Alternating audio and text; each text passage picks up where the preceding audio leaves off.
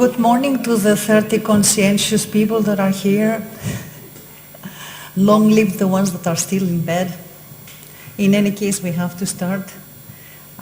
Before we get into the formal part of our event, I would like to invite the Dean of the Col·legi d'Arquitectes de Catalunya, Luis, oh God, how embarrassing. I forgot, by the time I got here, I forgot, I'm sorry.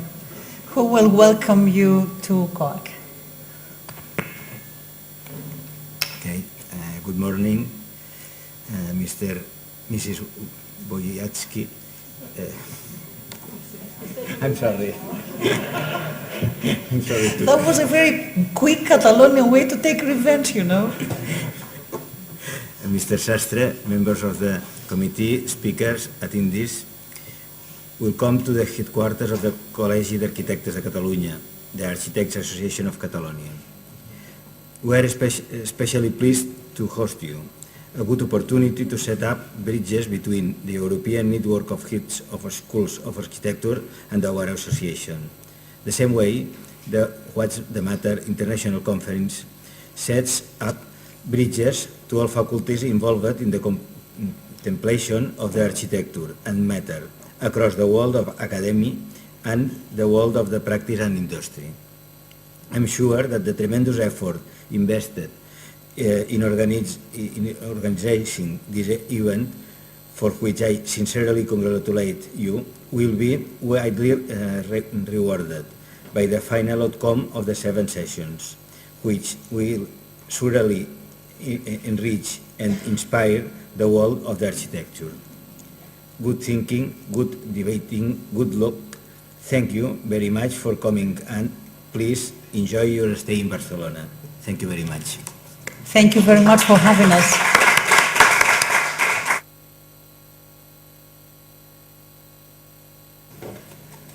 I'm going to speak about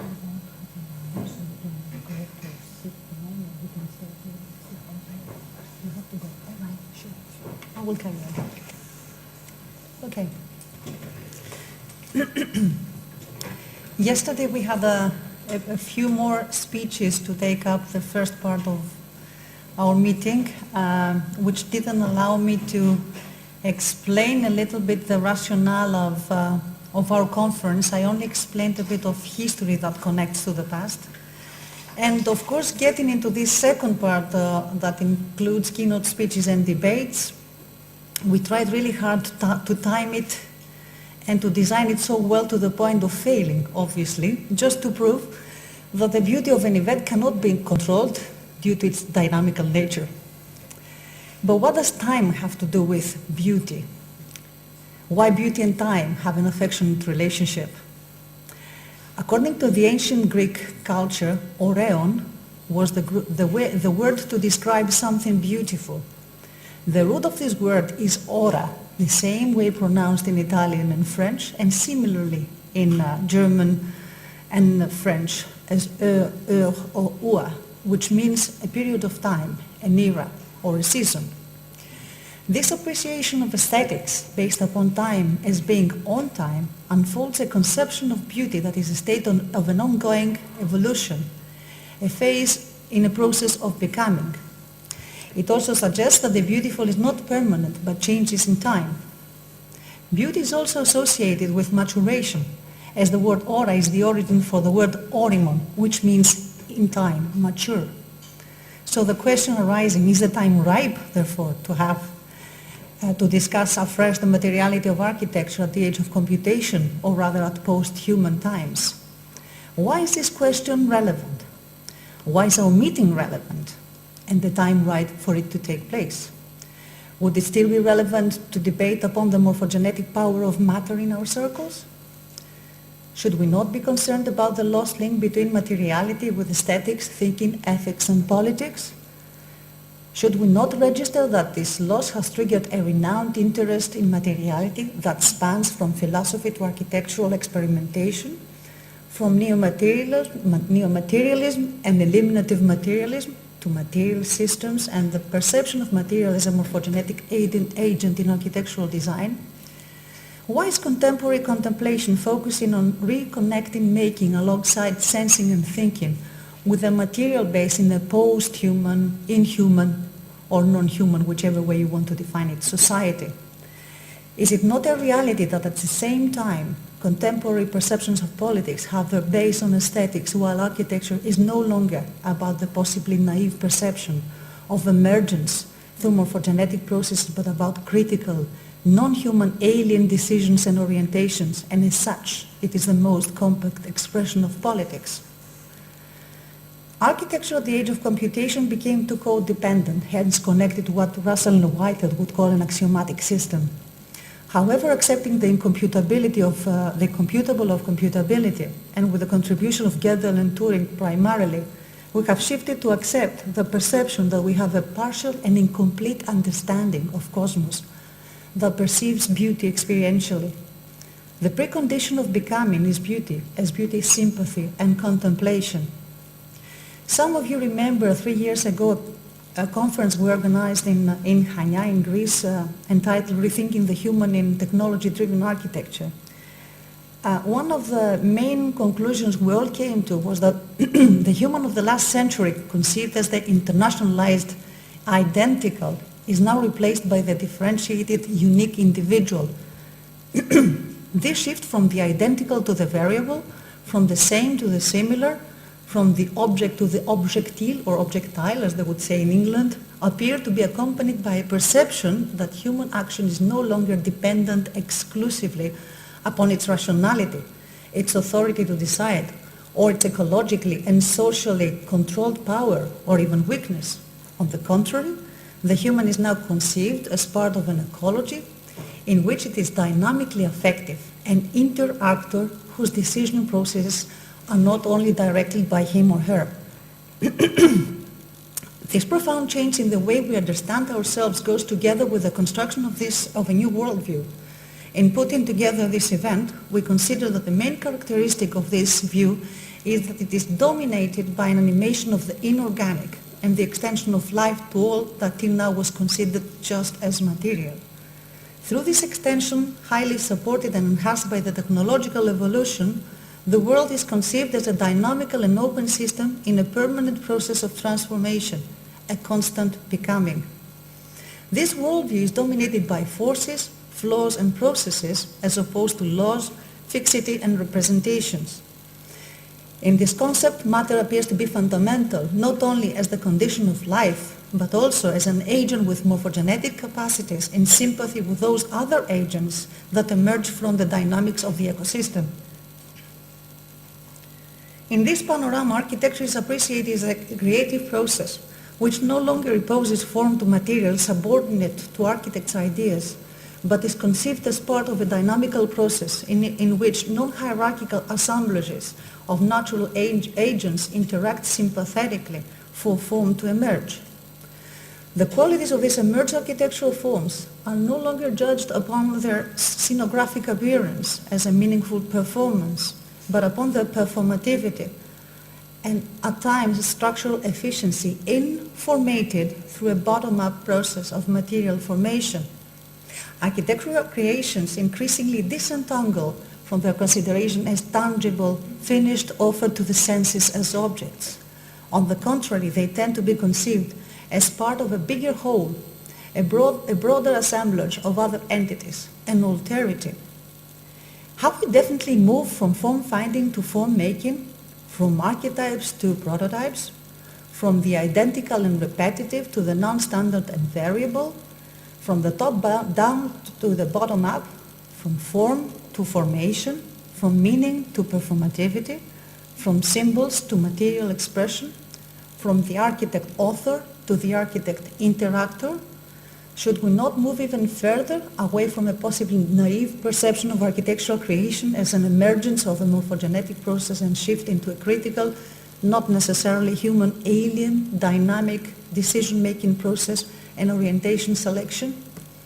We have certainly developed a totally different understanding of contemplation, creating and experiencing architecture, accompanied by a new ethics and aesthetics of architectural creations. Beauty is now an effect, the feeling of feeling, contemplation, probably a pre-individual sensation, a converging and diverging resonance. Beauty is sympathy, among things, as a way to unleash its futurity. Not attached to the stylistic idioms of the so-called digital architecture, a code-dependent attitude attached to an axiomatic system already incompatible with the globality of the sympathetic conception of the world.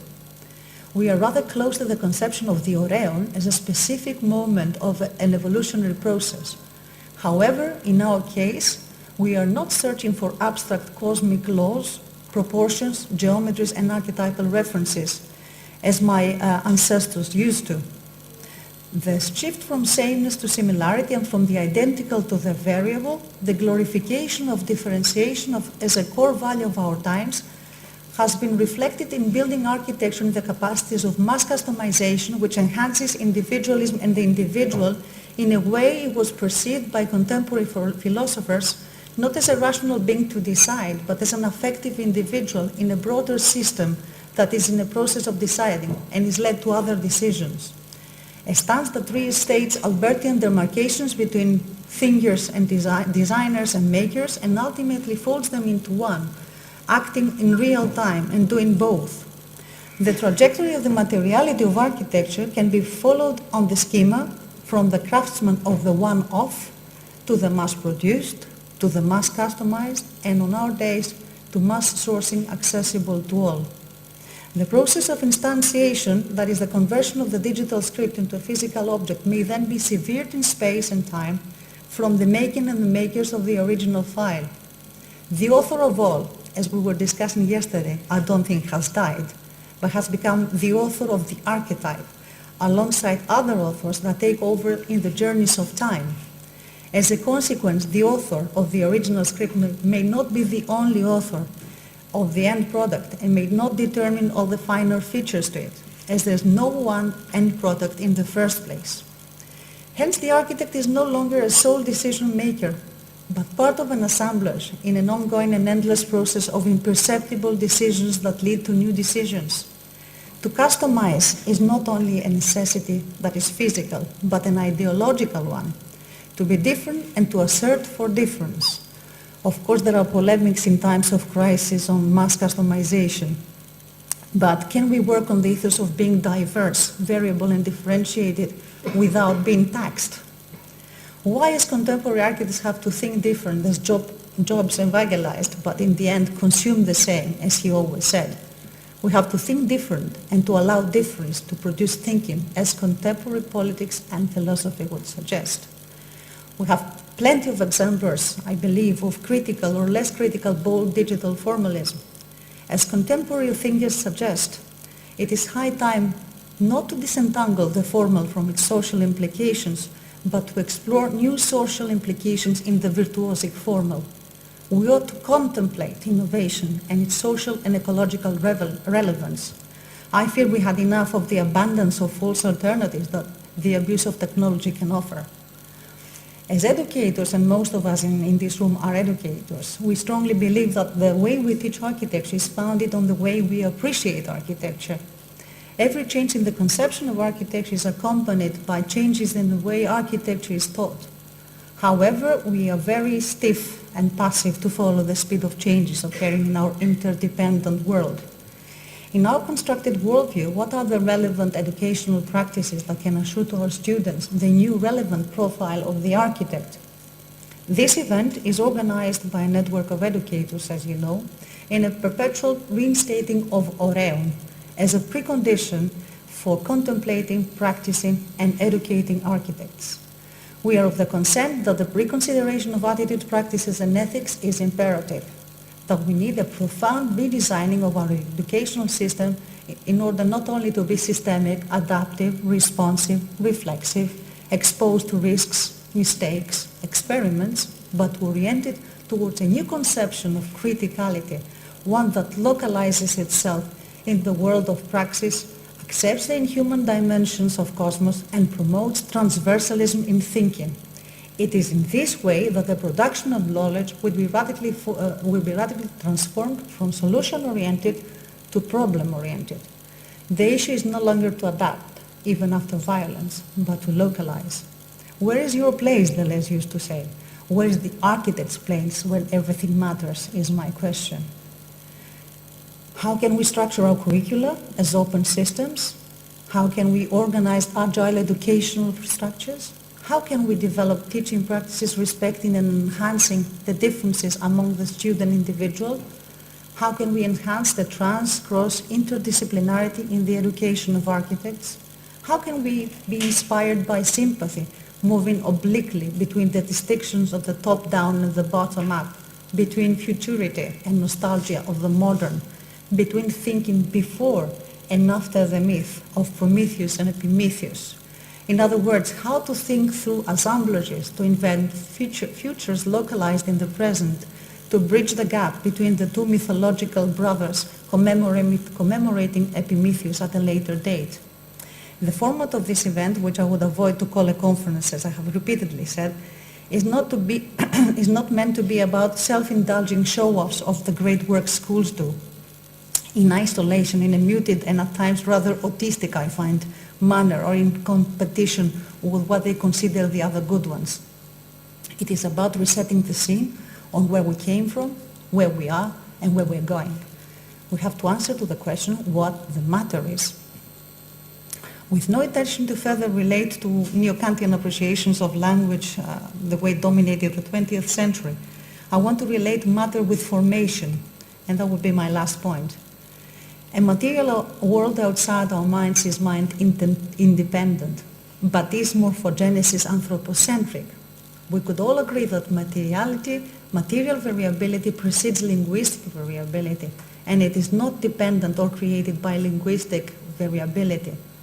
To enhance my argument, I will go back to my own language, starting from the word pedagogue or educator, that comes from the word pedia, which means education, and in terms comes from the word παιδί, which means child. If we write the word pedia differently, it means a game, or in our discourse, a simulation. Another word that comes from the Greek language and is a bit broader than pedagogy or pedagogy is morphosis or morphosi in Greek, which corresponds to the overall culture of a person and comes from the word morphi, or else form. Someone called morphomenos is in other words someone who is shaped. Similarly, formation in French means education, and the word also comes from form. And similarly, in German, the word Bildung, which means formation, shaping, or culture, comes from Bild, that stands for image or reflection. Many languages connect education with formation, while mater, madre, mitera, mitir, matter is associated with birth, in other words, with morphogenesis and growth. Maternity and formation are directly related with two conditions for morphogenesis to take place: exchange of data, interaction and sympathy, and simulation of dynamical systems, just like a game, growth, feeding, physical or mental. To be a mother, one needs a child. There is no matter with no growth and formation. Matter is pregnant. Formation, on the other hand, is not an exclusive and controlled effect of the mother, but unique in one's life and comes from a number of affective experiences. The uniqueness of the nature of formation leads, like the biological exchange of genes, to the unique of species, perhaps similar but never the same as any other. The verb pedevo means to problematize, to torture even, to test, to experiment. In this second part, our speakers, most relevant we thought to our discussion, will respond individually and in debates with the others, hopefully shedding some light, problematizing us on how both pedagogues and students educate and are educated in a world in which both agents in the class and afterwards in practice have to be in a continuous and sympathetic relationship where beauty is the precondition of the building and not the other way around. I hope you will enjoy the experience. Thank you.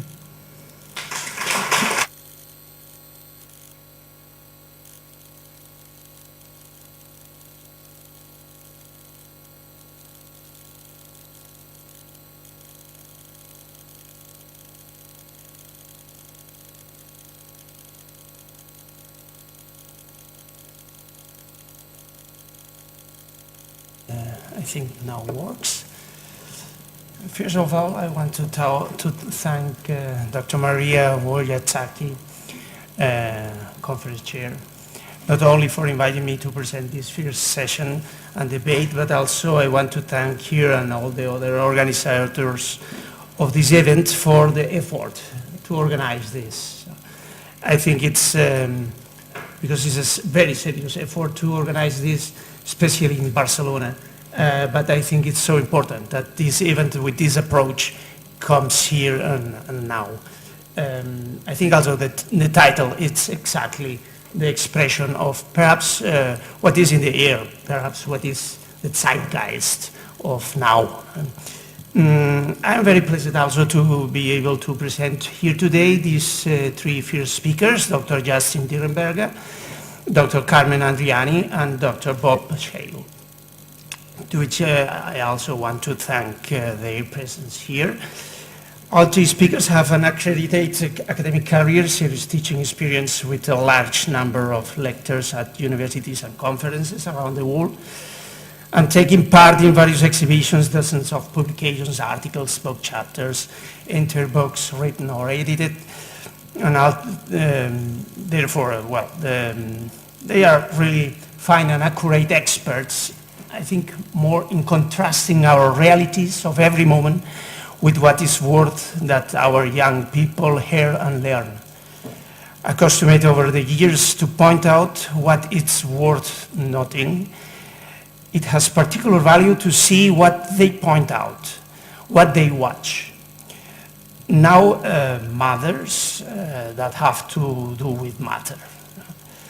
So as expressed Luis Barragan, do not look what I do, look what I saw.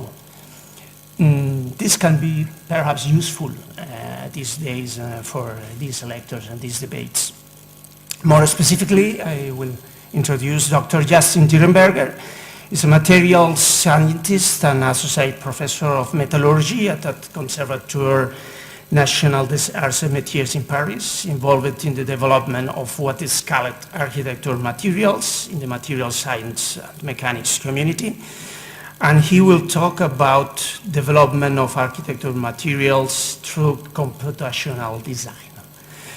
Dr. Carmen Andriani is architect and full professor of architecture and urban design at the Department of Architecture of the University Gabriele D'Annunzio in Chieti, Pescara, and now at the Department of Science of Architecture at the Department of Architecture at the University of Genoa. And she would talk about designing matter. And Dr. Bob Shale is architect and director of the Bartlett School of Architecture, professor of architecture and design through production, director of technology and design tutor of the University College of London, founding partner of 16 Makers. And he will talk about fabricating the supernatural, the architecture of neither here nor there. So thank you very much for being with us, and we can begin with Dr. Dierenberger. Yes.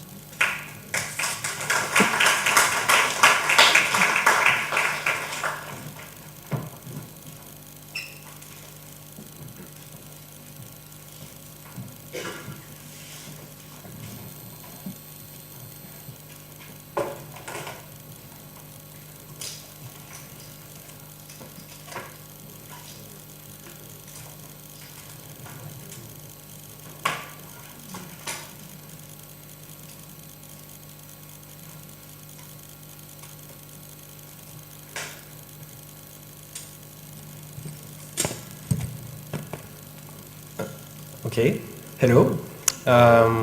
So first of all, I'd like to thank the organizer for inviting me to this conference. I'm very honored. I have a few confessions to make. First, I'm not an architect. Second, I probably won't talk about architecture at all today. And maybe when it comes to architecture, I have a very naive and pragmatic and simplistic way to think about it. So I just hope my talk won't offend you, and hopefully we can discuss it afterwards. So I changed a little bit the title of my talk because I tried to make it fit in the conference. at least what I understood before coming of the conference. So I called it From Materials Engineering to Computational Developments of Architectural Materials. And basically I will try today to show you how in my field, which is material science or metallurgy, if you're really, that's the actual term for it, how we went from doing a lot of experimental work and the whole trial and error approach to a very detached approach of the materials, and how, for instance, in my everyday research, I mostly deal with computation, although the experiments are still very important. So, okay, I will start. Where's the chairman? How much time do I have? 5 minutes. Okay, perfect. Thank you. So, since I didn't know if you knew a lot about materials, I will do my usual introduction on materials, which is quite interesting. I think it's about history. So this is a very arbitrary map, time map of materials actually, and how important they are in our everyday life. So it's the size of each category represents the relative importance in our lives. So you can see that in the beginning we were using a lot of natural materials like stone and things like that, stone and wood, and metals were just used for basically jewelry. And then you can see the very big increase of the role of metals in our life so the scale is not linear or logarithmic or anything. It's a very bad map, but still. So yeah, since let's say the first and second industrial revolution, metals have been the key material for the development of at least Western civilization, but it's also true for actually every civilization in the world. And since, let's say, the second half of the 20th century, the other categories of materials are taking their revenge, especially when it comes to polymers and composites. Let's say ceramics and glasses are they are very important, especially glass in architecture, but the development is mostly due to what we call advanced ceramics or functional ceramics, which are very expensive and not very widespread in our everyday life. So another way to look at that is to use what's called an Ashby map. So they've been done first by Michael Ashby, who's a professor, probably emeritus professor of material science at Cambridge. So just try to explain what is an Ashby map. So basically we have tons of materials, and we might have to choose from those materials. So one way to do that is to make a big database of materials properties and to try to plot those materials on a map. For instance, here you plot the strength, the failure strength of your material with respect to the density of your material. And then you have a spread of materials in what is called a material space. And okay, so on this map we look at the materials that we were using a long time ago. Again, the dates and the values are arbitrary because it comes from the work of Mike Ashby, but still is quite a reference in the field. So let's go back in time. At first, basically, we were using materials that we could find, on the ground. So basically, wood and stones and gold, which is the only metal that you could find at the time in its natural form, because usually metals are, within stones are as oxides. Okay, so not much things there. So I try to put some illustrations on the right of the things that you could make out of these materials. Then if we jump in time to, well, let's say the Roman Empire, well, you can see we can switch back and forth, and we can see that there's not a huge improvement in terms of availability of material, but still, at that point in time, we managed to use metals. And basically we invented pottery, and from that we invented metallurgy, early metallurgy. And that was very important because that was the first time that you would transform matter. And by transforming matter, by the action of man, you would get something better for a given application. And some might say that the big force of the Roman Empire is that they were very good at producing wrought iron, which gave pretty good weapons. Also, you can see a very important material that appeared here, which is concrete. So this is a very simplistic map, so it's not actual concrete, as you know, but this is pozzolan and things like that. So, which is illustrated on the right with the Pantheon in Rome, which is still getting stronger because the material used at the time are still hydrating. And, in the hydrating process of concrete or pozzolan at the time, it's an infinite process, right? And the building still stands, so it's pretty good civil engineering. Same for this is the Pont du Gard, so it's another Roman building. Anyway, if we jump in time again to the Renaissance, well, basically there's nothing more in terms of materials. Basically use the same materials as the Romans. But I don't know how I should say that, but the engineers appeared, or maybe the architects. I know there were some architects at in antiquity, but basically we learned how to do better with the same amount of material, the same quality of materials. And this is illustrated with the big religious buildings that were appearing at the time. And fun fact about this building, which is the Cathedral of Strasbourg, it has been the tallest building in the world for about 200 years. Anyway, I'm not an expert on structural engineering, so I won't go into details.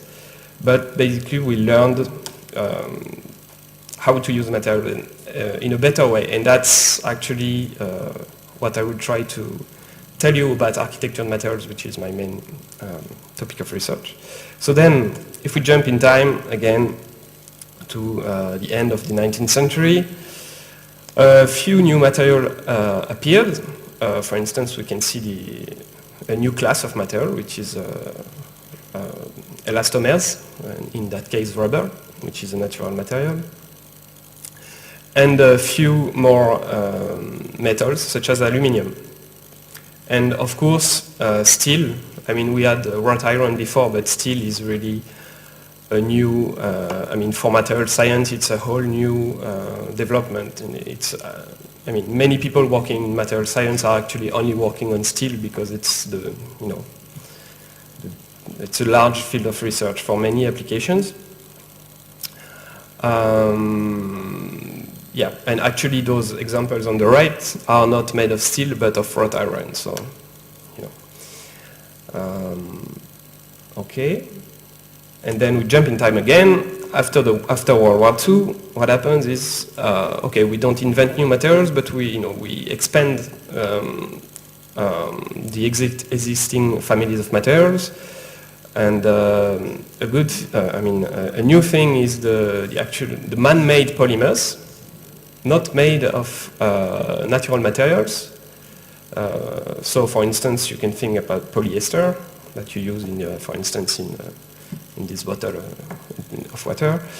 And also a very important one is the fact that we made aluminum alloys, because aluminum by itself is not a very interesting material because it's very soft and very not very useful for applications, but once we made alloys, that allowed us to make planes out of it. So, I mean, planes that could actually fly, because the pre-World War II planes were not the best in terms of distances and efficiency in power consumption.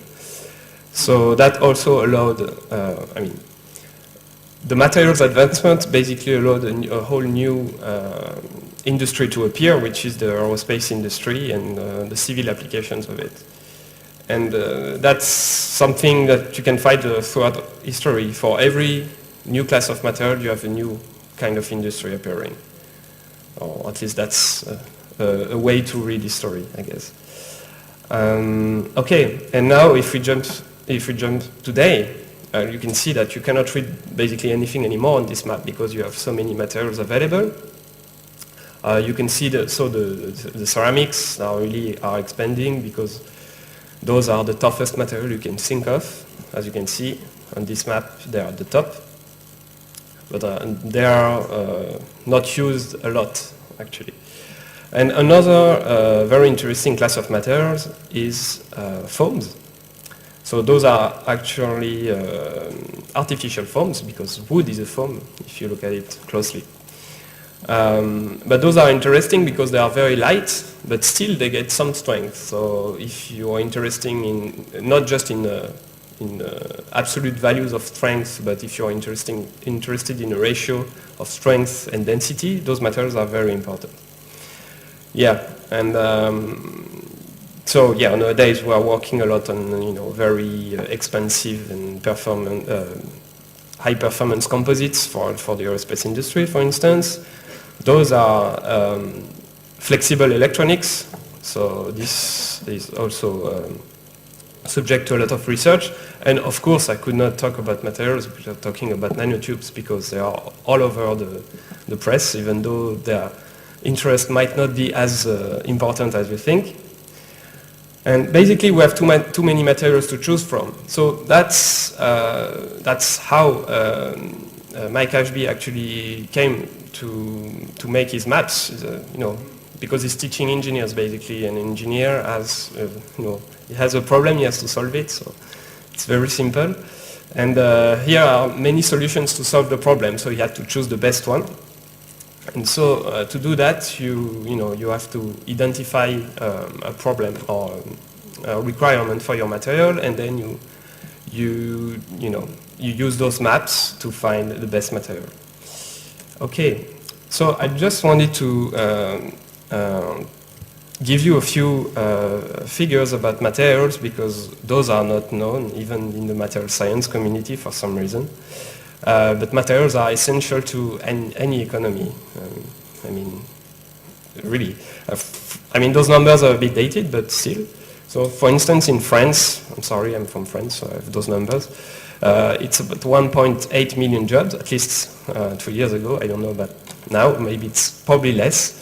And that includes primary metallurgy, the making of metals, and the use of it. So it's also the automotive industry, basically any industry that uses metal or steels in that case. And that is about 420 billion euros of direct and indirect turnover in 2007. So that's a lot. If we talk about concrete, which is a material of interest for architects, 1.2 cubic meter of concrete is produced per year per person on Earth. So I don't know if you can imagine, but yes, you can probably imagine. That's a lot. And half of it is going to China, because they have this very driving program to increase the actual living space per inhabitant, which it's an actual problem there. So yeah, I think maybe this afternoon in Philippe Morel's talk you will have more figures about concrete. But if we talk about concrete, we have to talk about cement, because you cannot make concrete without cement. And cement, the evaluation varies from sources to sources, but this one is like in the middle. Cement production is responsible for about 8% of greenhouse gases emissions. If you think about road transportation, so the cars and the trucks and everything, it's 14%. So if you imagine the money that car companies are putting in car development to gain only 1 kilogram per car, because of this argument of carbon emission, think about cement and concrete. But still, I mean, if I'm going to talk about concrete, it's one of the cleanest material on Earth, because you will produce so much, so per kilogram, the production of carbon for this material is like 3 orders of magnitude lower than any other material. So, it's a problem of quantity and quality.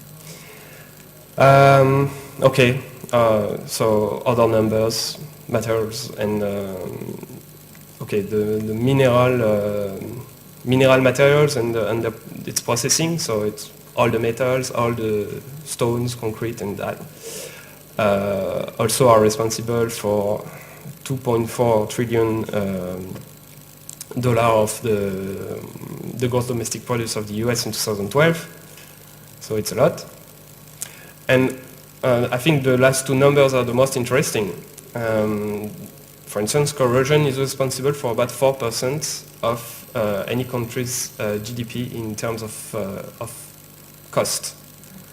So basically, each year, every problem caused by corrosion, for instance, the turbine in a power plant that fails because of corrosion and things like that, or imagine the big ships in the big tankers that are corroded and that fail in the sea or something, sink in the sea. Those things are responsible for 4% of any country's GDP. So I find it very interesting because nowadays, countries are making policies for, let's say, 0.1% of growth or negative growth, as they call it. While we have, a big potential in terms of growth, of economic growth, just if we took care a bit more about materials. And also, if you think about wear and friction, it's also about 3% of the GDP of a country. So it's about 7% just because of corrosion and wear. So you cannot live without wear and corrosion, but if you can, you could do a little more to avoid it. Like for instance, for corrosion, it's been estimated that about 2/3 of the cost could have been avoided. So, okay, I will finish with that. So, gigantic socioeconomic potential. I hope I convinced you. And also, most technological problems are materials problems.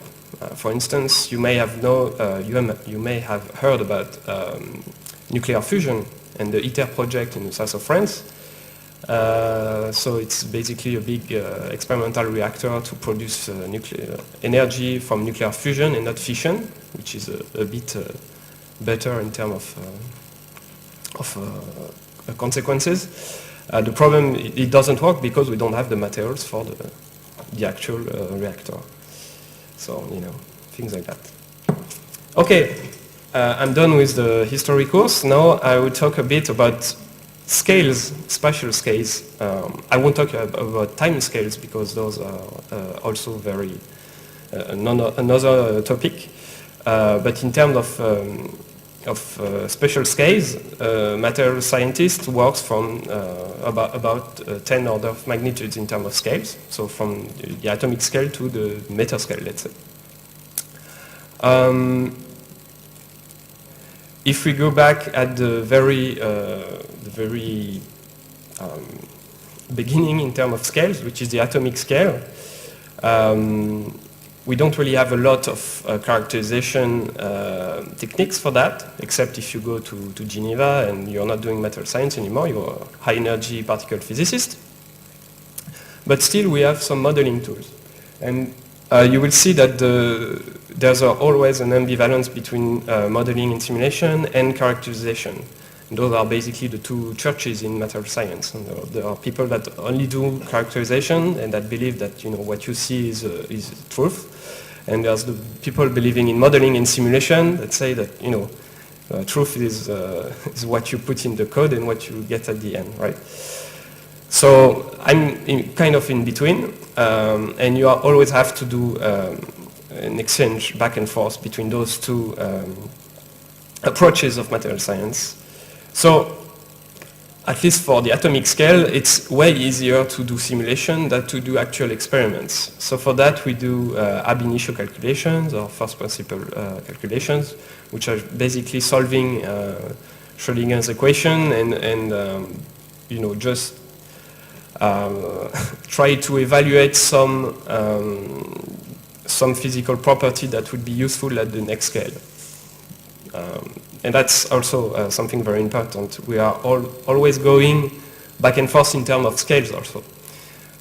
So you see it becomes complicated a little bit. Because in the end what you want to do is to have a model to simulate an aircraft, right, or something like that, or a nuclear plant, or a big building. But you have to take into account all the scales. So then we go to the very famous nanoscale with all the nano stuff is happening. And this we can way more easily characterize. For instance, we can look at crystal lattices because at those scales matter is a crystalline arrangement of atoms, so basically a periodic arrangement of atoms in 3D with some defects. And most of the time in material science we are interested in the defects because the perfect crystal is quite easy actually. That's what you learn in the first year of material science. But then you also learn that this doesn't work because matter is full of defects. It's also the scale of polymer chains, which is not my topic at all, and nano objects, so nanotubes, fluorines and things like that. But then if you want to do some modeling at this scale, using, for instance, molecular dynamics, you need properties that come from the scale below. For instance, the potential of interaction between two molecules and things like that. Things that you cannot really measure easily in a lab. So you have to start from something, and that's why you have so many people doing ab initio calculations and things like that, because it doesn't cost a lot to do. You just need a computer and a code. And the codes are open source, so. But still, that's not like the main scale for material scientists. That's really at the edge of physics, actually. But then, if you go at the micro scale, which is really our scale in terms of what we do, it's the micro scale. So it's, let's say, the scale between 1 micron and 100 micron. And this is where everything happened in terms of behavior for the materials. Why is that? Because actually the behavior, for instance, of a metal is really due to the behavior of its defects, which are called dislocations. And on the right you can see an actual image of dislocation from a transmission electron microscope. The dislocations are the black lines here that are propagating, and those are actually dislocation in terms of in the crystal lattice. So it's, for instance, a row of atoms that shouldn't be there, or the opposite, like a row of atoms that should be there but that's not here. So it's basically dislocations. And on the left, you have what's called dislocation dynamics, discrete dislocation dynamics simulation, where you are actually representing those defects, and you are looking at the interaction of these defects and how they propagate and how they behave. You have also you are looking at emergent behaviors and stuff like that. So it's very interesting. And it's also based on the molecular dynamics codes. Okay. Then if we go at the mesoscale, which would be, let's say, below millimeter scale. It will be the scale of a grain, because the metal, I'll talk a lot about metals, but it's true for ceramics too, is usually a polycrystalline material, meaning it's an assembly of grains, and the grain can have a size from, let's say, 1 micrometer to 1 millimeter for large grains. And you are looking at the behavior, the interaction between the grains. So each grain is a crystal with its own orientation and its own defects. And it's interesting, it's interacting with the grain next door, which is another crystal with another orientation and another density of defects. And if you have, for instance, an alloy with two metals in it, you get grains with two different properties, and so you see that you will have grains that will, for instance, localize the deformation of your material, for instance, and other grains that won't. So you will get a composite effect, and you will get something heterogeneous, and that's where actually the problem and the solutions happen, because you can use that to you can see that as a problem, so because you get something that's not homogeneous, and you cannot work with it because it's not simple. And on the other side, it's an opportunity to develop materials or an arrangement of materials within a material. And maybe the notion of architecture is coming in a little bit. So for instance, if you look at this one on the right, it's a very famous superalloy, nickel-based superalloy. That's what's used in the turbines of any airplane. For instance, the plane you took to come to Barcelona, you have this inside at some point. And this is very interesting because the white grains, so you see here the grains have a very specific geometry. This is at the top. This is usually what it looks like. It's very it's usually like a Voronoi tessellation. I know architects know that. But on the right, this one is very specific because it looks a bit like a city, right? Like a modern city, kind of. And basically, the white grains does not deform. They are very, very strong.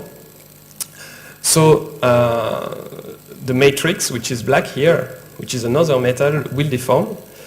And as I told you, it deforms by displacement of dislocation. So here the dislocation can only go in the, within the streets. So if the streets are full, they cannot go anymore.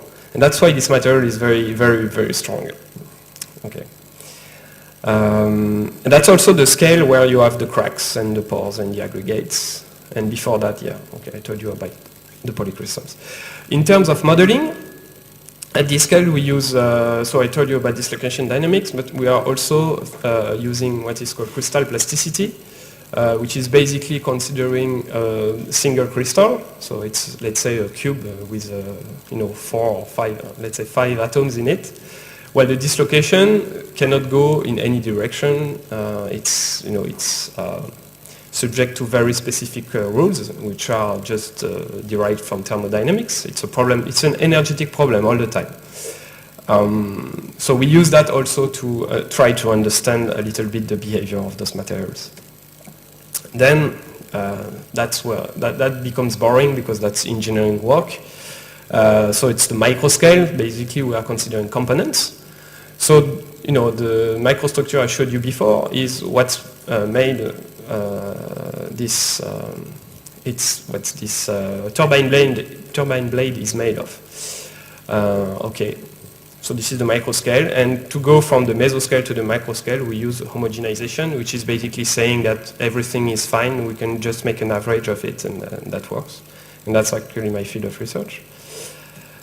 And then if we go to larger structures, like a building, for instance, we would use the classical structural analysis, finite element codes, and things like that. We also use finite elements at lower scales, but not in the same way. Okay, I hope you're not asleep yet. So I try to now talk a little bit about my research and how I came from metallurgy and very experimental work and went to a very computational one. So if we go back to the engineering problem, so this is also from Mike Ashby. I mean, he has done all the work before, so I won't reinvent what he did. So this is a very basic airplane. And as you can see, each component of this airplane is loaded in a different way, actually. So you have some parts that are loaded in tension, some parts that are loaded in compression, some in bending, some in torsion, blah, blah, blah. And that means that you won't use the same material for every part. I mean, that's a kind of an intuitive thing to say, but you can actually make it very rational by defining what is called a performance index. And for instance, if you look at I don't know, which one? Here, the strong tie here.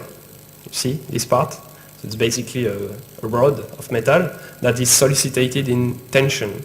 So when it comes to tension, you are interested in the tensile strength, right? And since you want to make an airplane, you want it to be very light. So you will be interested in the ratio strength over density. Well, when it comes to a beam, for bending of a beam, you're interested in the elastic modulus, right? The Young's modulus. And actually, you are interested in the square root of the elastic modulus over the density.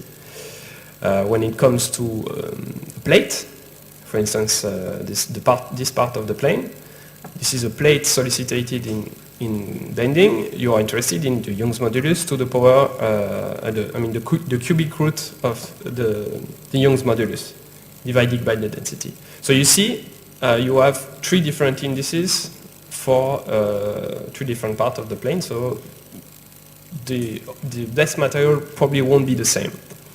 And that's how you come back to, the Ashby maps.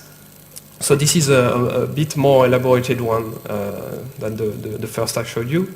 And this one is we are plotting the Young's modulus, so the elastic modulus of the structure, of the material, sorry, versus the density. And you can see here, those lines, those dashed lines here are ISO values. So basically, for every point on this line, you get the same performance for this index, this material index. And here we are plotted with the slope of e to the power, the cubic root of e over the density. So here we are looking for the best material for making a plate that will be bent. And what you can see is, okay, you have metals here on the right, probably not the best choice, as you can see. And actually, if you go on the left and on the top, because you would get the best modulus for the lightest material, the best material for that are foams, rigid polymer foams. And that's why nowadays all plates in airplanes are sandwich materials with honeycomb inside, or actually polymer foams. Because you get the same performance, actually you get a better performance for lighter material, so why not use that? And you can see that on this map you have 2 big holes here. And okay, this one is not really interesting because you would get a very soft material that's very heavy. Not interesting for this, at least for this application. But on the other side, it gives you a direction where you should develop new materials. Or at least try to optimize what's already out there. So this brings you, this drives your research in terms of material science. You're not just doing nanotubes and nano stuff, you are actually trying to solve a problem. Maybe with nanotubes, I don't know. Okay, so that's where architecture's materials happen. So I told you about the microstructure already. So let's say everything above 100 microns. I told you, you know way more than me on superstructures. And what's in between? Well, historically, like from 20 years ago, there was what's called the functionally graded materials, which basically are classical material, but with a variation in space of a property. For instance, density or grain size in a metal, because for instance, the tensile strength will be related to the size of the grains I told you about before. The smaller, the better. So if you get a gradient of grain size, you get a gradient of tensile strength, which can be interesting for some applications. On the other side, you have what's called a hybrid material.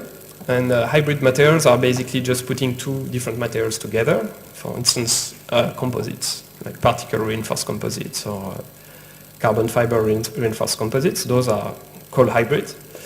And well, the concept of architectural materials is actually trying to deal with both problems at the same time. So basically putting two materials together with a variability in space, or even in terms of geometry and topology. And that's what's interesting, because before a few years ago, we couldn't really play with topology in materials, right?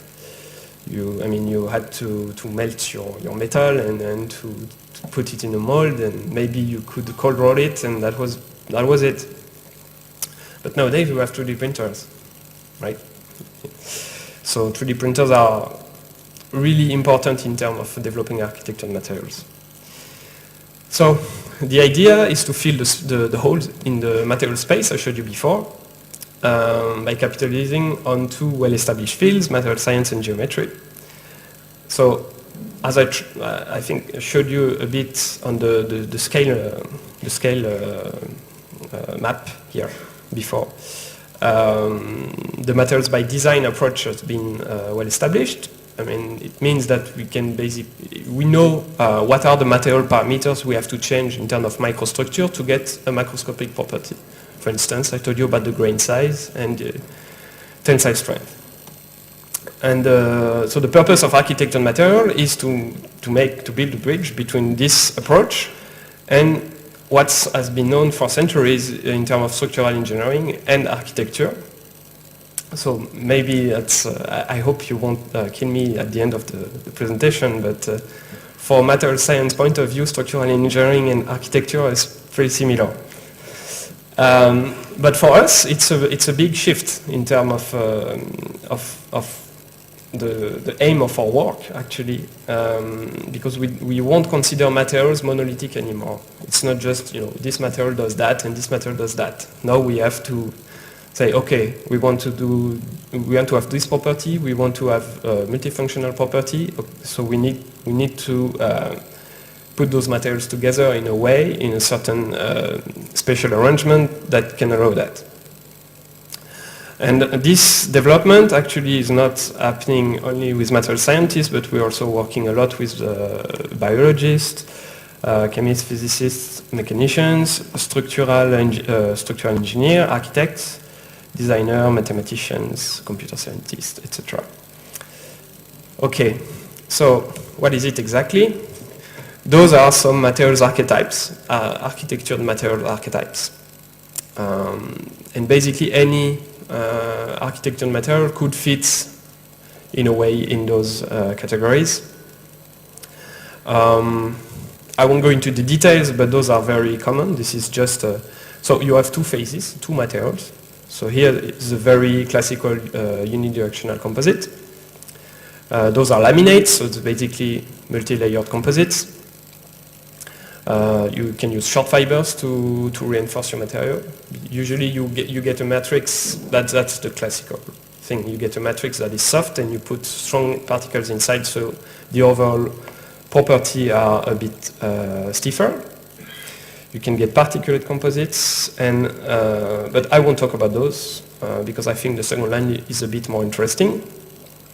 Because here we talk about foam cells, so foams in general.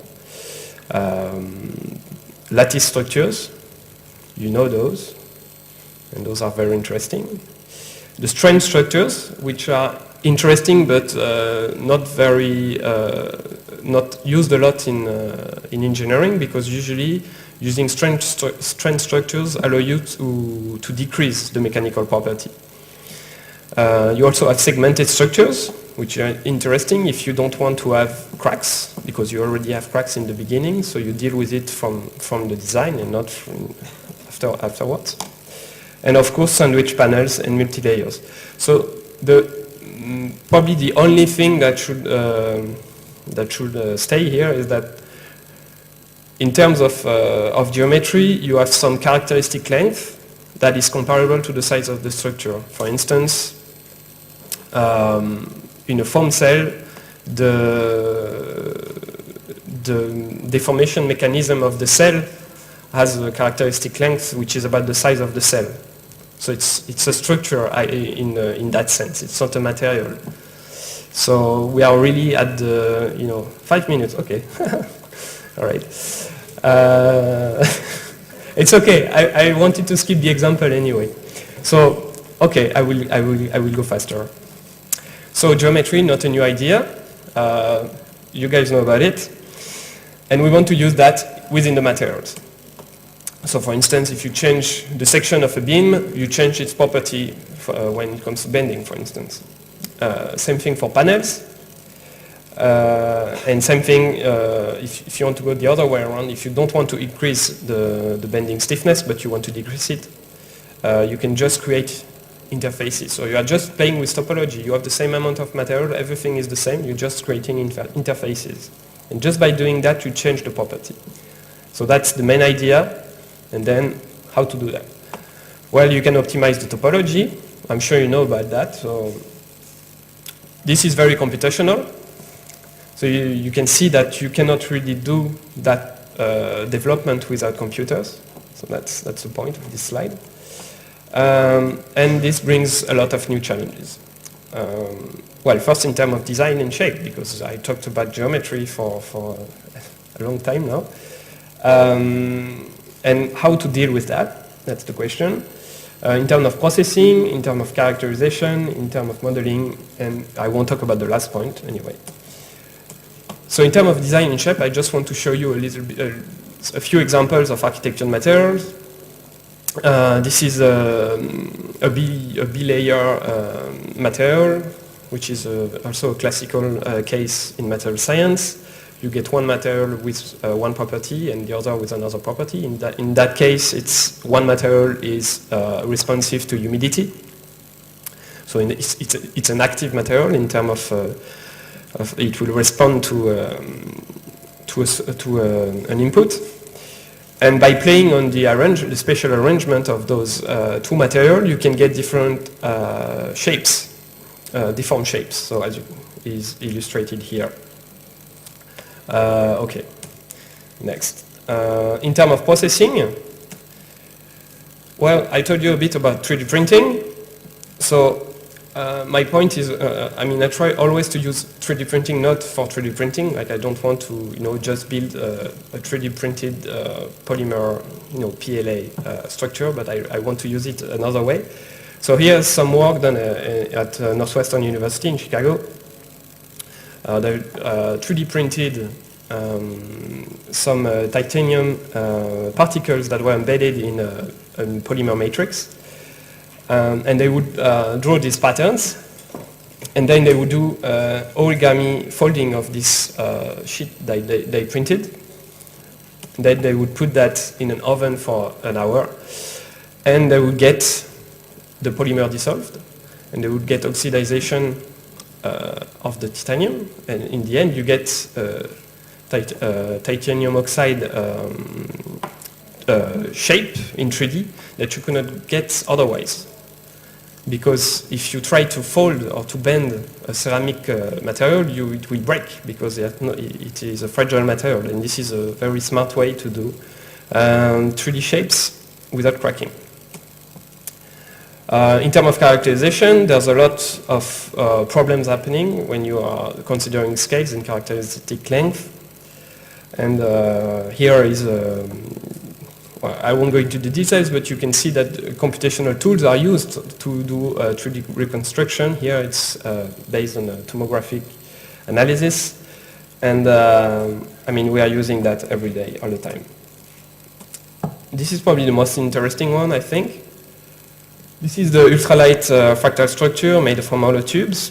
This is actually a work from physicists and mathematicians, but sometimes they are a bit in advance from other fields.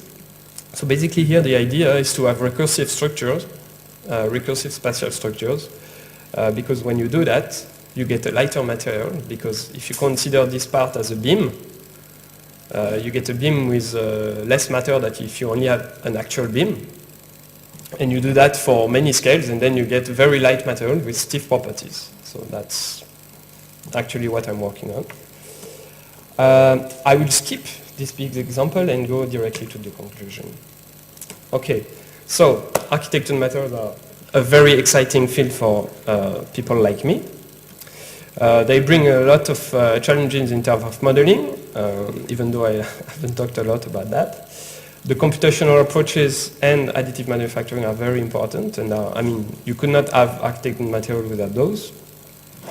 And nowadays, since we have very high performance computers and parallel computing,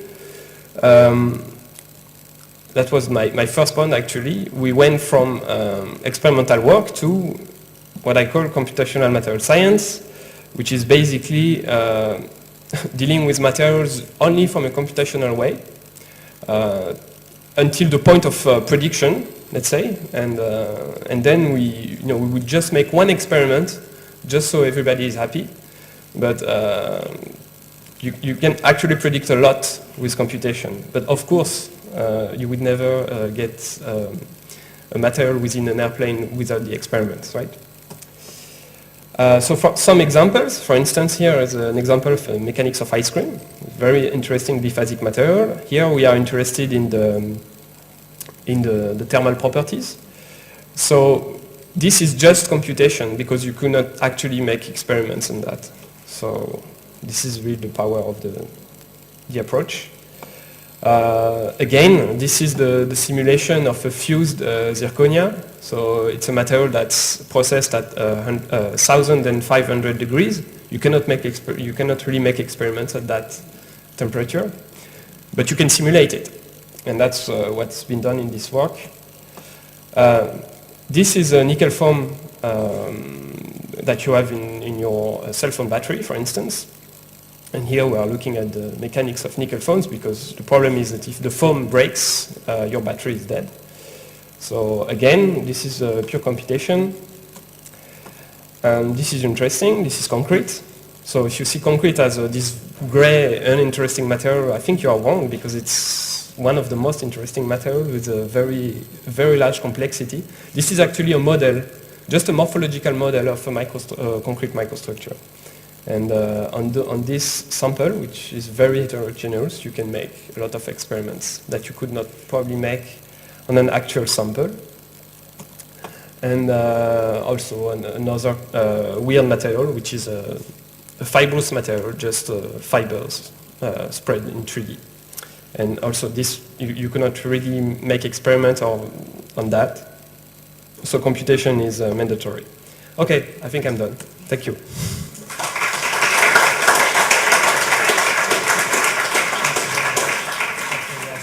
Thank you very much for searching the definitive material to our age. Dr. Karen Adriani. I need it for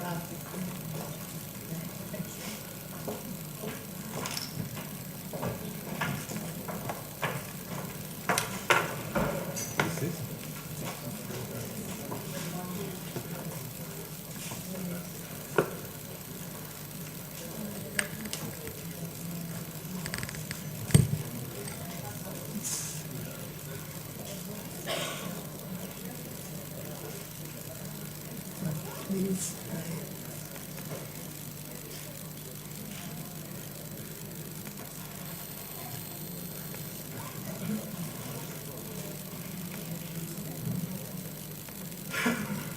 Okay. Thank you very much. Thank you. Thank you very much for this invitation. Very interesting about the topic of this Congress. And I listened with interest the report before very interesting for me, the introduction of Maria, and also this report by Justin Dirrenberger. Today, I would like speak. I speak about one material. I would like to speak about cement.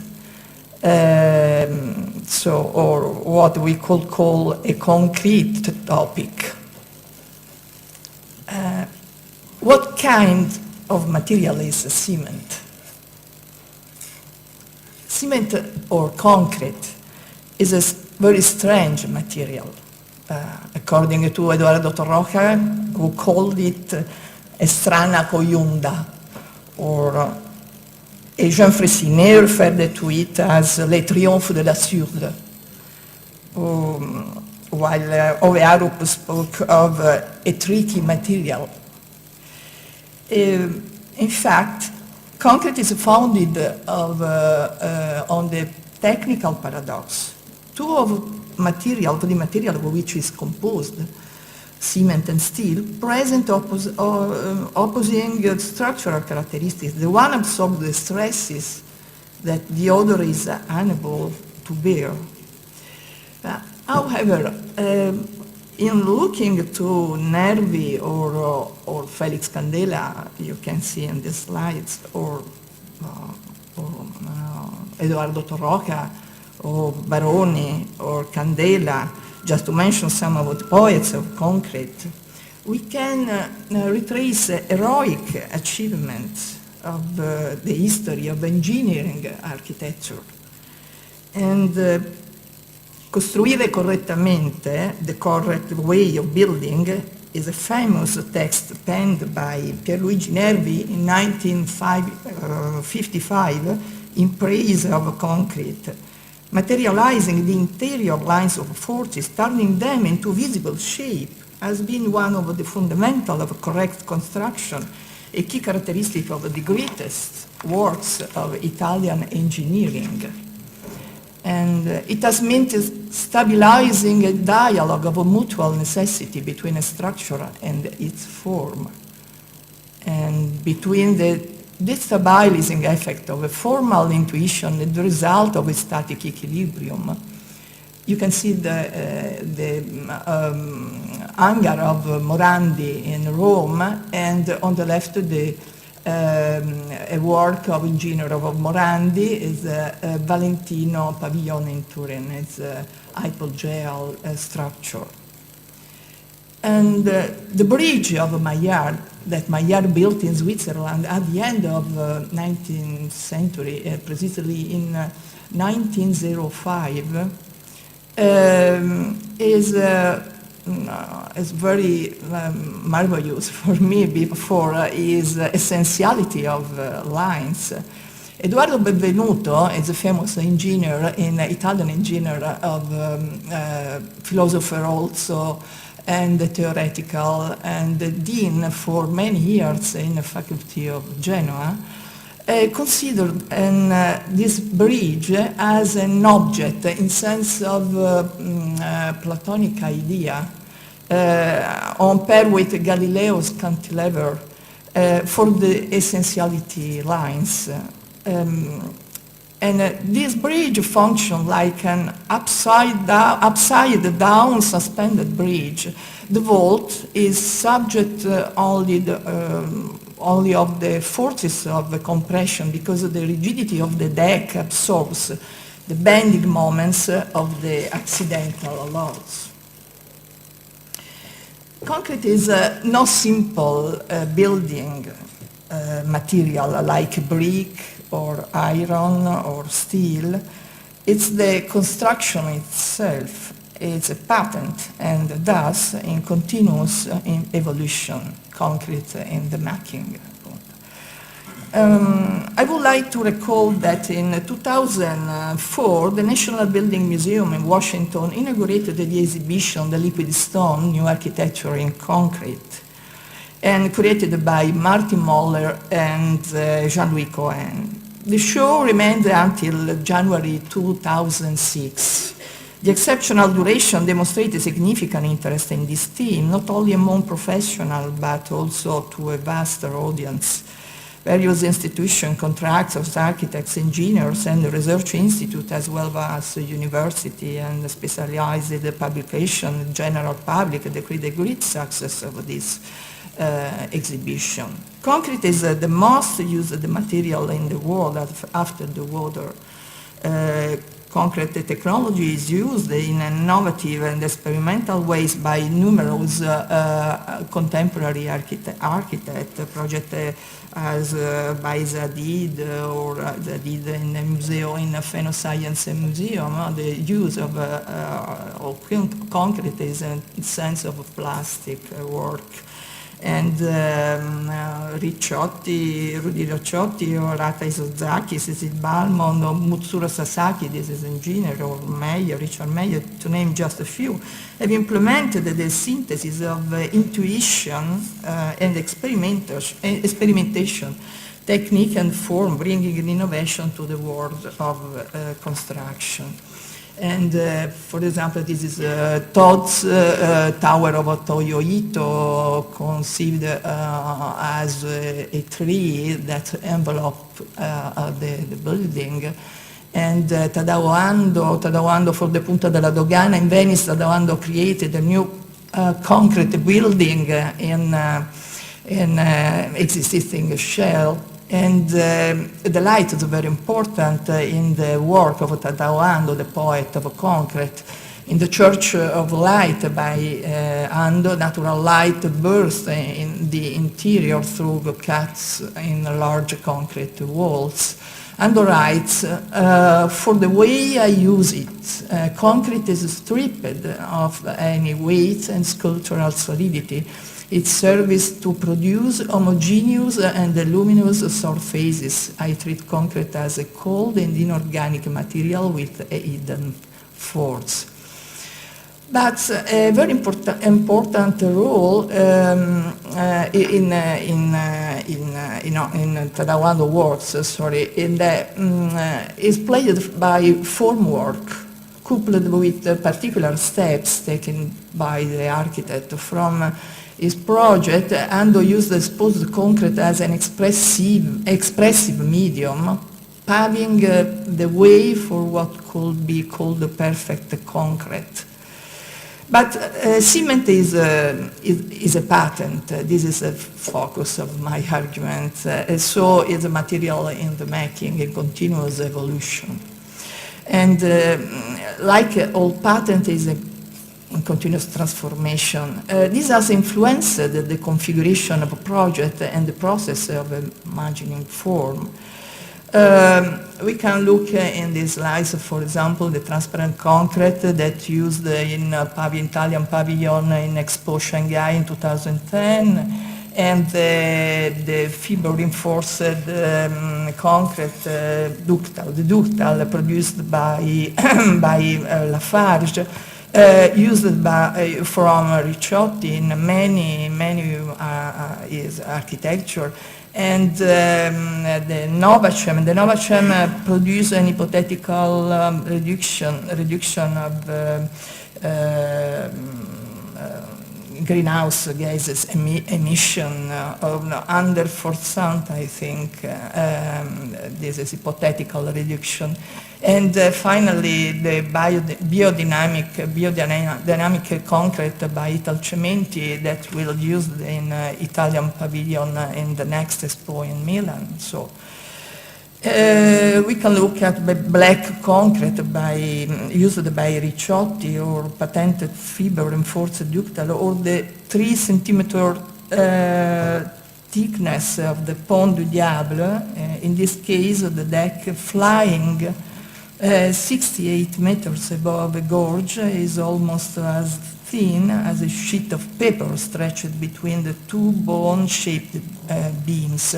These are the bone-shaped beam, and it's interesting for me to observe that the formwork, the invention of a formwork, influenced the form of bone of a beam or contrary, the idea of bond being influenced the creation, the project of a formwork. And dynamic, rapid, essential, with little inert material as possible. This is Ricciotti motto. For this bridge, it placed the material only where necessary and eliminated everything that has no structural role. The procedure here is reminiscent of Miguel Fisac beam bonds, conceived some 50 years earlier, in 60, by the Spanish architect who over 30 patents to his name. I like very much the work of Miguel Fisac. This is an image in the Center for Hydrographic Studies that he designed in 60 with an ashlar, one of 22 pieces, forming the pre-stressed beam with obtruding cables of the Nave de Modelos. Triangular section. The beam vary in thickness. They created diffuse illumination of the space below, while also resolving structural issue with a single bearing element. However, the most interesting aspect is the patent of a flexible formwork proposed for the first time in the Centro de Rehabilitación per la Mutualità de Papel, a solution that Fisac will continue to test in subsequent projects.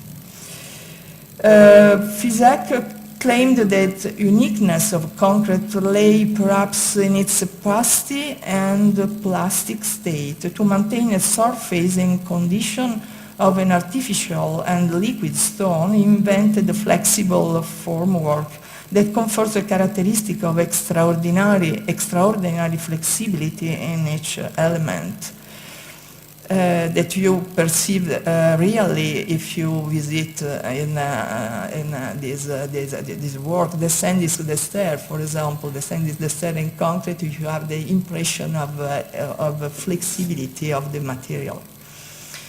And regarding the latest experiment with concrete, I mentioned the recent patent by Italcementi, the biodynamic photocatalytic concrete created for the Italian pavilion at the next Expo in Milan, and under construction. We hope that the operative works will finish in May of the next year.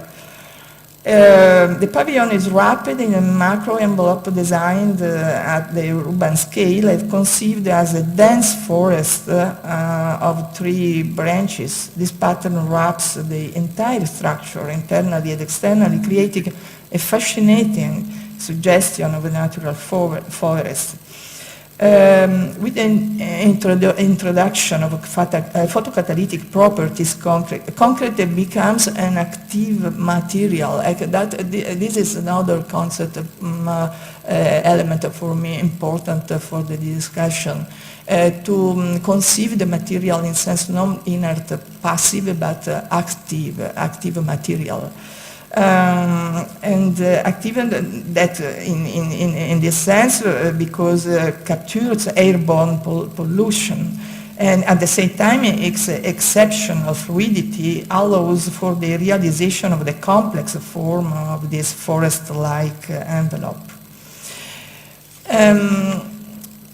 In these cases, the argument aims to investigate the relationship between intuition and patent. This is another argument.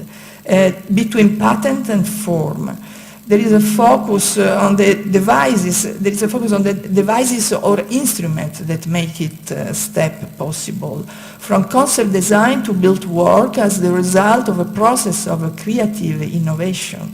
These devices or instruments can be patents, prototypes, simulation, virtual models, or calculation, or in the case of concrete, as we have just seen, a new model of formwork. The series of volume, the forme del cemento, the shapes concrete, of which I'm the editor, were created in 2005 to document the formal and technical qualities that concrete is still able to express. The journal is an open exploration of the work of the 20th century and the new millennium. The 4 volumes published to date, lightness, plasticity, dynamism, and sustainability, refer to aesthetic categories resulting from the relationship between a structure and form. So sails, folds, zoomorphic, phytomorphic, sculptural, and material texture, hypogel, space, etc., all refer to the conceptual archetype of form, to a way of building or a condition of space. We have a sequence of a figure of lightness, light as concrete. And we have the 3 lines of the Breda installation by Baldessari Luciano Baldessari in the 50 at the Milan Fairgrounds. And on the right, we have the loop chair by Willy Gould from the 50 years too. And we have seen in the report before by Justin Dierenberg, and the archetype of the dome, the Pantheon, and is in concrete, because the Romans were the inventors of a particular, very simplified type of concrete. And the shells of Church of Meyer, the 3 shells could be considered as the structured dome.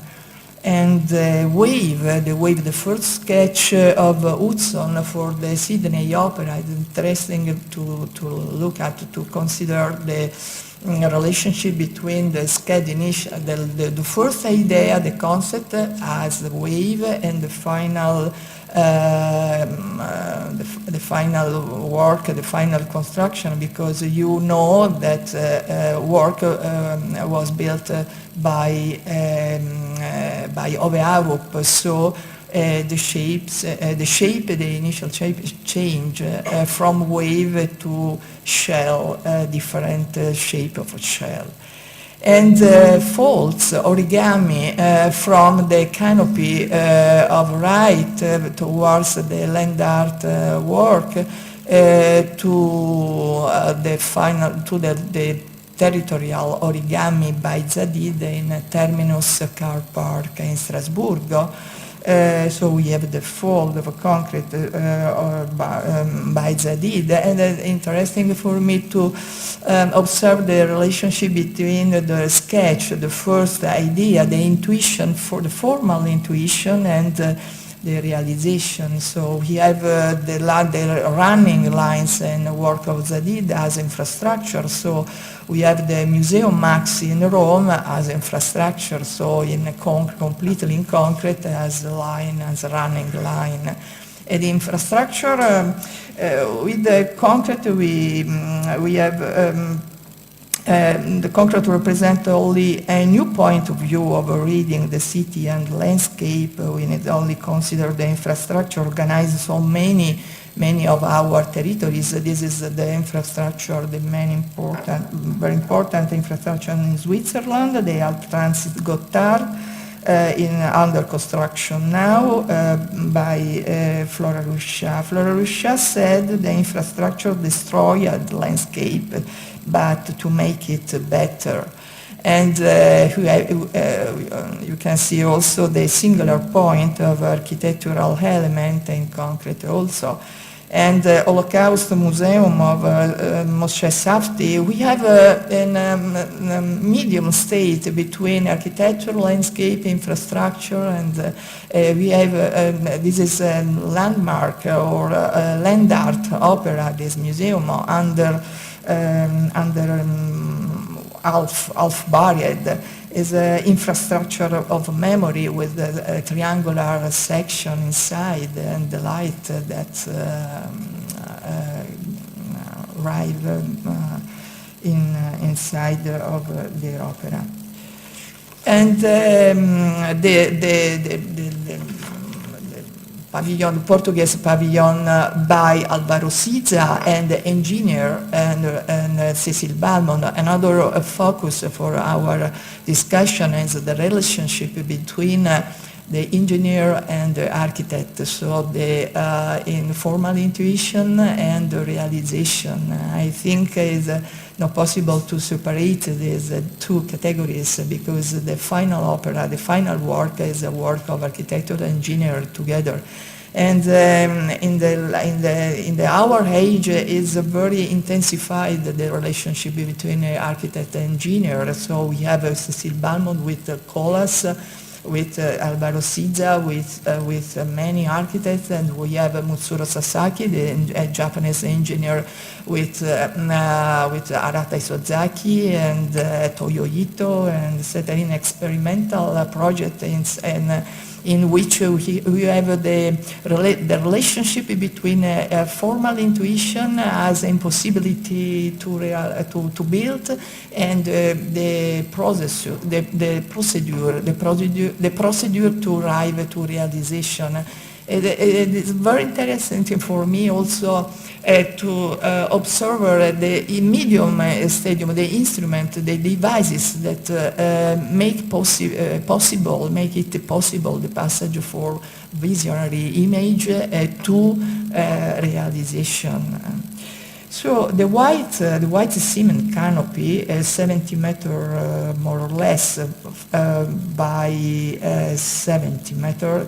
60 meters, 70 meters for 60 meters, suspended in the air, describes a 20 centimeter catenary curve held up by steel cables 10 meters above the ground. This soft sign marks the point of equilibrium between the upper and lower parts. Cécile Balmond, the engineer who built the structures, writes, if you stand in the middle of the large covered area at the lowest point of the catenary and look upwards, you forget all about the oppressive weight, thousands of tons, the raised mass. The roof escapes, the supports are at the far ends. In fact, cement here is used as a coating, is detached and independent from the steel structure in order to avoid the dilation and the movements induced by the weather. So you have the tower of Toyo Ito. Toyo Ito escapes the concept of the wall structure. 9 trees that spawn 270 different types of windows. So we have 270 types different of formwork in this tower. Until tattoo, the surface tattooed of Herzog de Meuron. So many recent works of a contemporary architecture are characterized by a progressive lightening of form. We have seen before in materials timeline of Justin. The widespread use of transparent materials and the competitiveness of plastic may appear to have limited the use of concrete and reduced the range of its formal expression. On the other hand, the fragmentation of the architectural organism within the sprawling dimension of the territory, its tendency to fade into the landscape, the increasingly radical search of fluid spatial effect, and finally, the digital construction of space using mathematical models may appear to have undermined the very foundation of the sense of weight that has always characterized architecture as physical and fundamentally tactile phenomenon. Yet precisely concrete was the original creator of this gradual lightening. Regarding load-bearing structure, for example, there is already evidence of an advanced structural principle of Gothic architecture. suspension, floating, projection, overhang. These are formal categories of fluid spatial effect. This is marvelous, this image from Niemeyer, I think. Balmont called them informal structure. Several of Colas projects engineered by Cécile Balmont apply the principle of informal structure from the Villa Floriac in Bordeaux to the Casa della Musica in Porto, a large building balanced on a single support point. They challenge the sense of gravity. And on the other hand, the Möbius house by one studio, this is a work of at the end of 19th century, I think, is another informal realization. This concrete building forms an embracing space that is reconnected to itself, like the Möbius strip, combining interior and exterior in a continuous movement. Such structure produce a formal spatial solution based on detachment, arrhythmias, interruption. Floors become embracing surface according to a spiraling movement. As you can see in these slides, we can see the right, the famous, and the famous museum from Alvaro Siza. And Frank Lloyd Wright Guggenheim Museum was built in concrete, and it is anticipating some of these motifs as far back as the 50s. The curved wave which never breaks, this is the word of by Wright, expands and at the same time compresses a space that flows from interior to exterior in a mutual transformation. The curvature of the museum ramp applies the static characteristic of a shell to the horizontal plane, simultaneously reducing the intensity of bending moments and inflection. The intuition shared by Nervi and Wright that nature offers a repertory of building principles to be reproposed in the structural members of a building underlies so many of their innovative ideas. We can look at the invention of the dendriform column of the Johnson Wax Administration Center on the right of the, and the spiraling ramp of the Guggenheim Museum. Nervi writes, chalices, flowers, lanceolate sheets, canes, the shells of eggs and insects, fans, lampshades, automobile bodies, glass vases, and even items of clothing such as women's hats are equally examples of resistance by form. It's certainly very important that the new means of building allows us, for the first time, to extend this structure to large, even very large dimension. The new means of construction is still concrete, celebrated in all of its extraordinary ability to be shaped into any possible form. This is a very famous image, is the Palazzo dello Sport by Nervi as a woman hat, I think. And the plastic architecture, as Wright said, in which one floor runs within the other and where the natural superimposition of layered floors intersected by beams and pillars does not exist. The term plastic is understood in the sense of spatial continuity without interruption or change in a natural and organic crescendo through formal register identified in the circle, spiral, and projection, the band, the tree, or ascending movement. It indicates a new, another way to free oneself from the weight of matter, entering and exiting it according to the embracing movement of the shell, of the membrane and form, which can no longer be broken down into parts. Matt Rothko, the artist, in writing on arts, had this to say about the concept of plasticity in art. The spectator must curve around spheres, pass through tunnels, glide down inclines, at times performing aerial feat and flying from point to point, attracted by some irresistible magnet across space.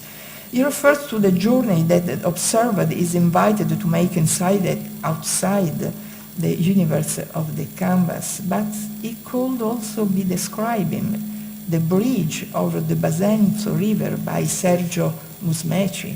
In this project, double curving shells gradually cancels every syntactic element. Structural architecture becomes an exploration of the unknown based on scientific control and empirical observation. Musmeci, and it's interesting for me to write and now Rothko. The spectator must curve around spheres, pass through tunnels, glide down inclines, at times perform an aerial feat of flying from point to point, attracted by some irresistible magnet across the space. Incredible the correspondence between the video and the phrase of and the affirmation and the word of Mark Rothko. Musmeci experiment continued with soap bubble surface in experimental way. Models in neoprene, plastic membranes in traction, soap films, and other large-scale models in micro cement and metacrylate and microconcrete. He was a searcher for a special system based on the structural minimum. This is another point very interesting for us in this discussion. And reduction of matter. Structural form for Musmeci was not arbitrarily aesthetic, but rigorously the result of a minimum structure subject only to its own weight. Beyond the analytical calculation of surfaces, even when the architect introduced a further adjustment during construction, making correction, the sculptural modeling of edge and corner, creating a contradiction between static form and function. This is another point. The gap between the modeling, the digital modeling, the shapes conceived as a mathematical modeling or algorithm, and the construction, the work site. That is the gap. The work site called the adjustment, empirical adjustment. So for this reason, Musmeci was in contrast with many engineers. So Musmeci wrote an essay in 71 entitled Il calcolo elettronico e la creazione di nuove forme strutturali, that means electronic calculation and the creation of new structural forms.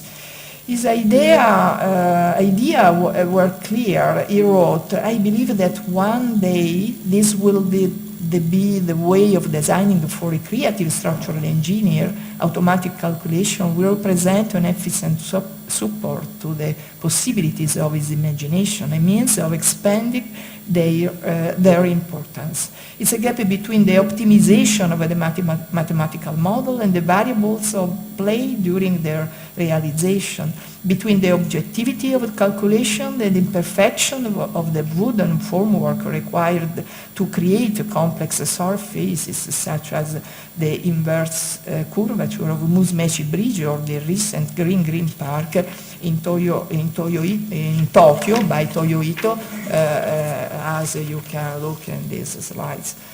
Large freely undulating surfaces with different curvature design a new artificial geography. The result of shape analysis through optimization that employs digital technologies to control stress and deformation.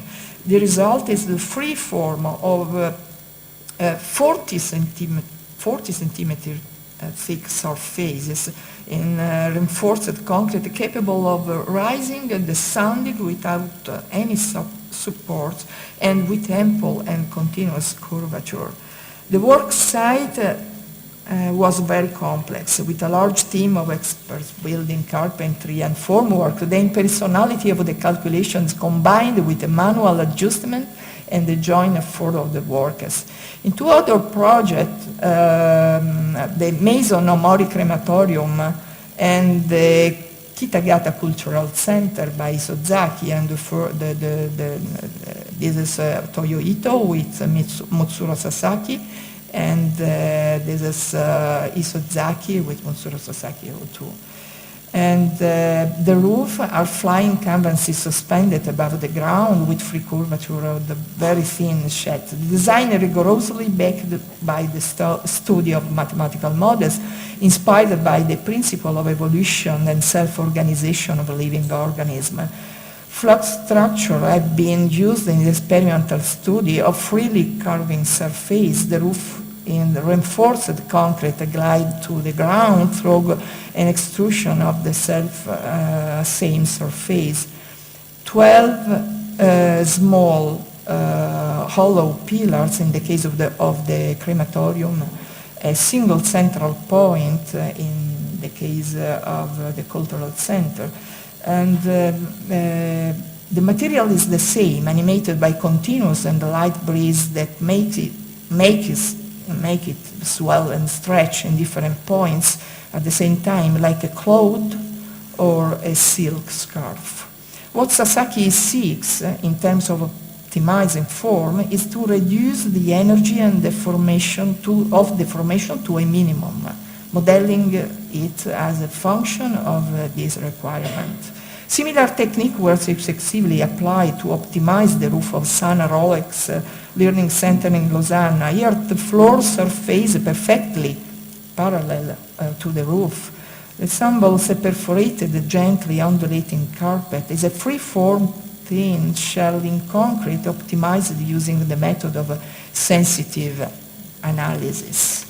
So after 2000, Mutsuro Sasaki began working with a method known as a sensitive analysis, coupled with application of a genetic algorithm. This method concerns the realization of a continuous free forms generated by a principle of an optimum and minimum exploitation of material.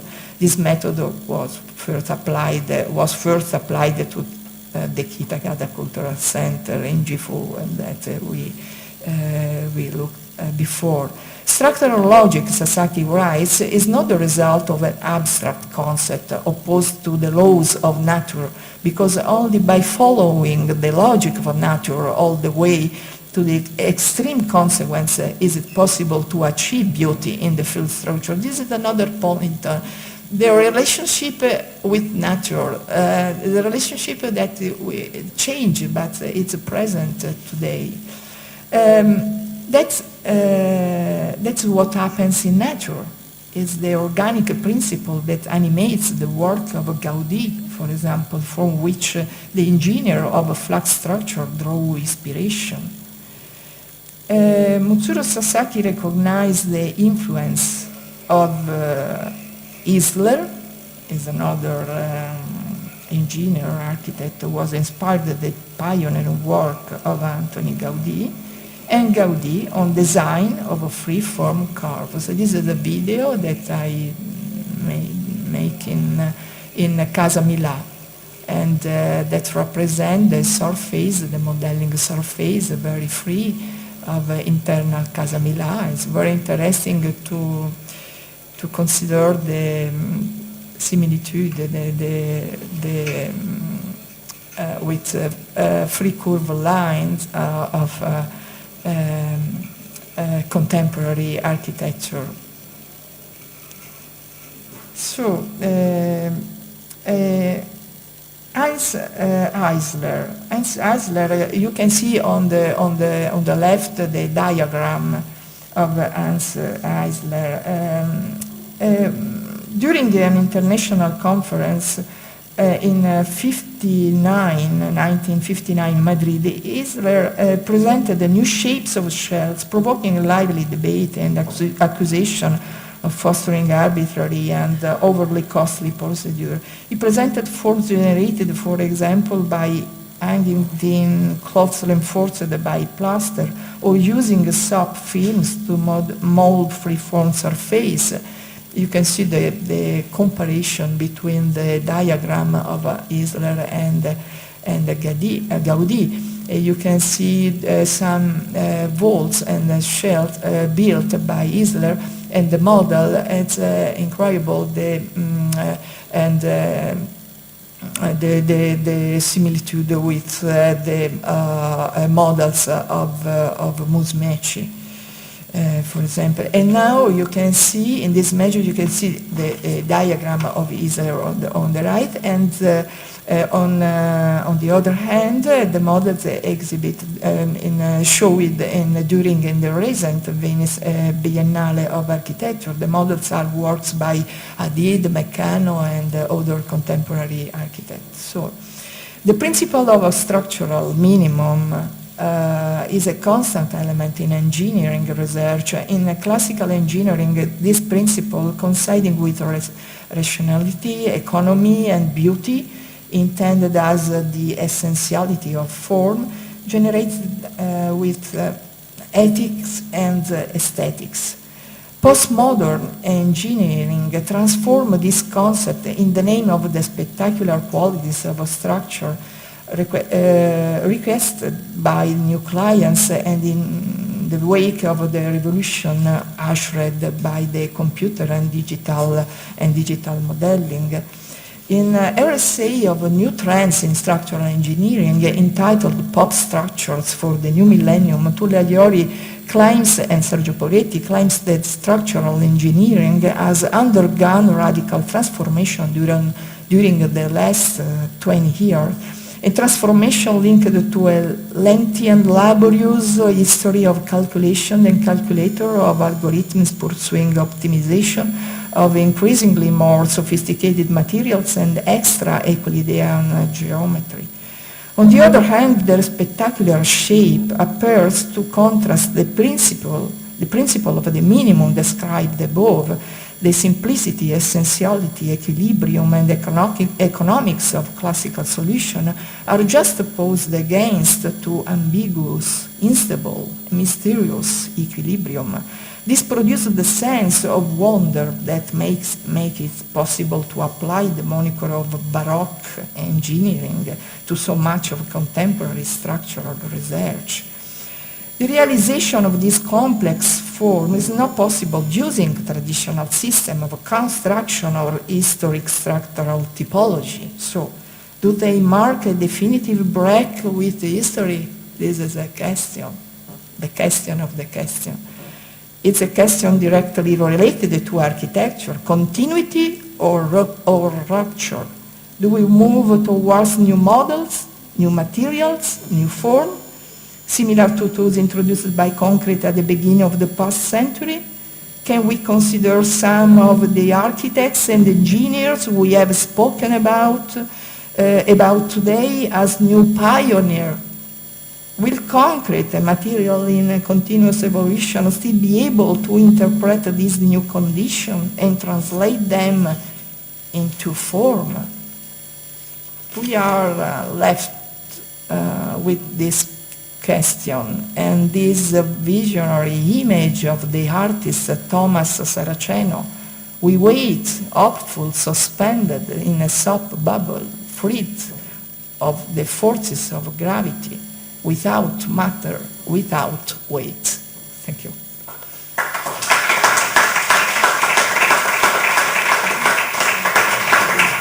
Thank you, Dr. Carmen Adriani, for telling us from where we come, from where we go. Main questions. Please, Dr. Bob Shale.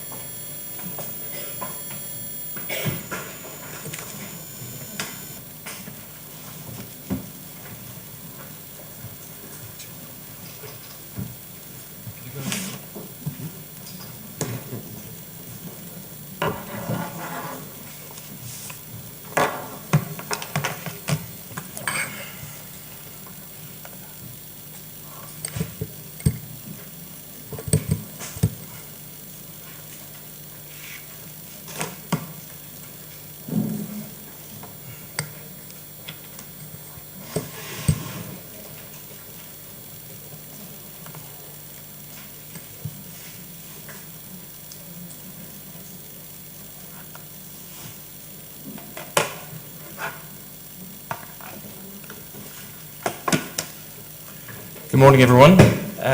My name's Bob Shield.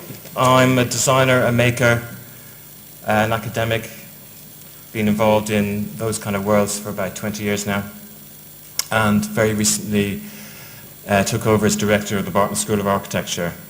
I started out in practice, drawing buildings. I ended up in workshops after that. Now I find myself fielding about 5,000 emails a month, just trying to deal with a very exciting, challenging bunch of colleagues who I'm really delighted that quite a few of them are here for this event.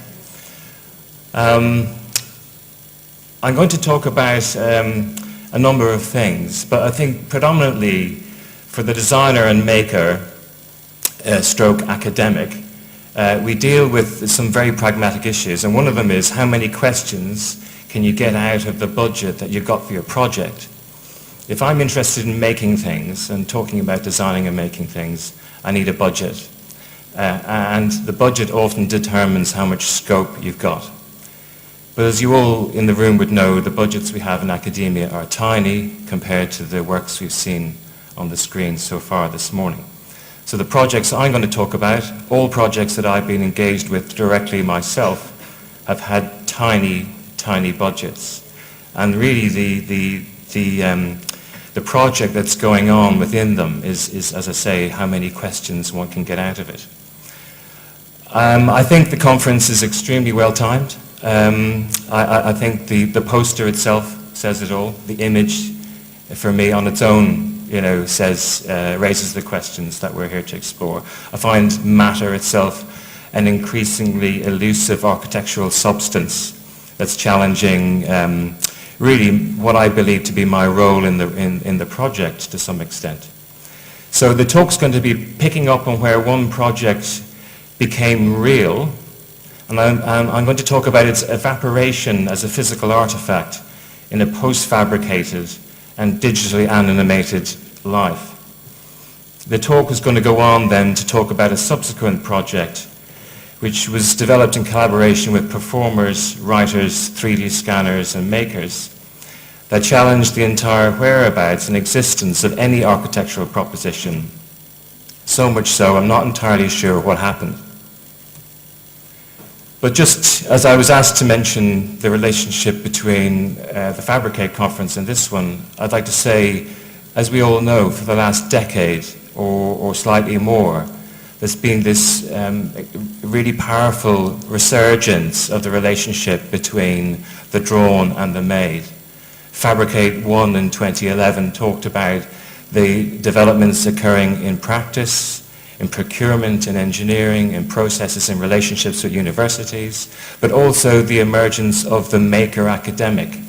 How in universities, more and more of us are making things that are mid-scale, maybe not large-scale, but mid-scale. We saw this again this year in Zurich, how robotic and automated processes dominated a lot of the talks, but that this conversation is now dispersed across the globe.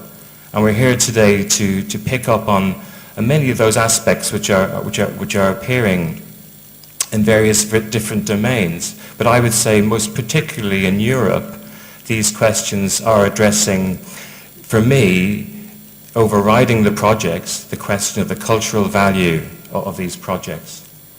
This is a quote that I'm very fond of, and I intend in this presentation to add to some of this mythology. Having come from the world of workshops, making things, making drawings, I find myself increasingly challenged by the status of the artifact, the status of where the work resides. I find myself challenging, in a sense, the notion of what I'm meant to believe in and what is architecture. I'd first like to talk, therefore, about what I find as an academic possibly to be my most challenging community, and that is my students. In Unit 23 in the Bartlett, one of the things that we're profoundly interested in is the notion of the place of production. I'm making a talk now. I have some notion of what I'm going to say for the next 20 minutes, 35 minutes, 40 minutes. Some of it is structured, some of it isn't. I find that is an integral part of being an architect. We make as we go. We put things together. we assemble a range of potentials. And it's the place where that occurs that I believe is a profound influence on the outcome of the work. So the unit has a very close relationship to the workshop, as I know some of the work that you'll see later in the presentations today do too. Also though, what I find enriching as a designer is the way in which the unit becomes a conversation forum for the questions that we don't yet have answers for. And this is the thing that we put in front of our students at the very beginning of the year. We're raising questions that we don't have answers for.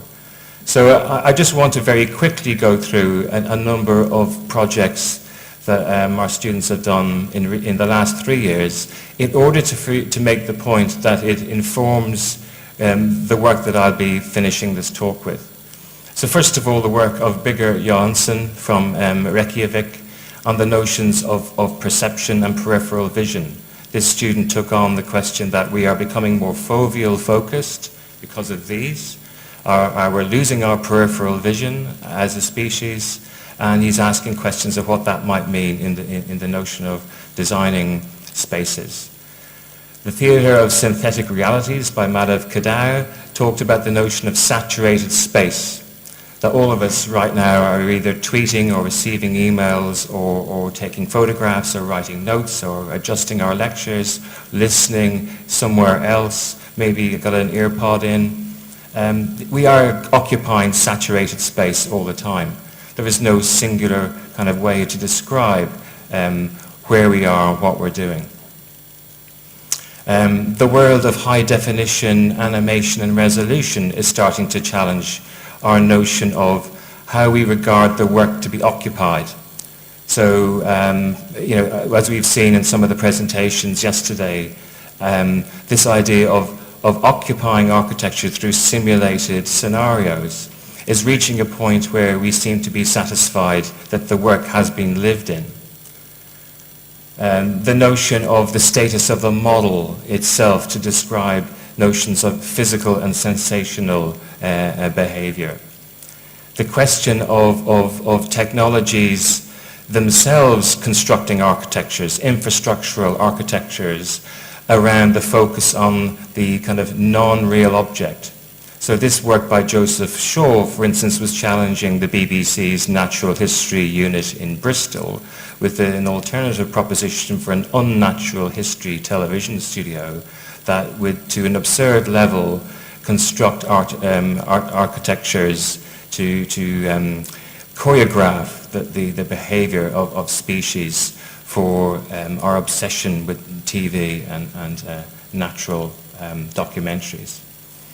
Michelle Young talked about the notion of a technology as a series of deaths, the return of the Hubble craft to Earth, and it becoming some form of ritual we have to prepare for. The Institute of Biospatial Mechanics by Jacob Down talked about how one as a designer and a maker particularly can somehow work with the physicality of the model. So he made models that he pushed and pulled and strained. Tom Slivens, a year later, talked about the Bradbury building that we all know occupies fiction in many of the movies that architects are pretty keen on in particular, but much broader communities for sure. But how a building such as the Bradbury building, contains a certain kind of mythological status in itself. And he used that to construct a series of real, non-real representations of that artifact through models, through scans, through real footage. Materializing Ghosts by Richard Northcroft talked about the world where we can capture the formation of architectural or architectonic scenarios in dust, in moments that almost are imperceivable in time. It's about capturing things that are three-dimensional and can be re-examined that might only exist for a fleeting instance. Landscapes of Mist Direction by Heider Moysen talked about very large-scale interventions in populated territories such as Europe, where we're modulating weather to construct and control environmental conditions. Fragile Thresholds by Eliza De Silva emerged out of her interest in the rereading of an object after it was scanned in 3D and studied.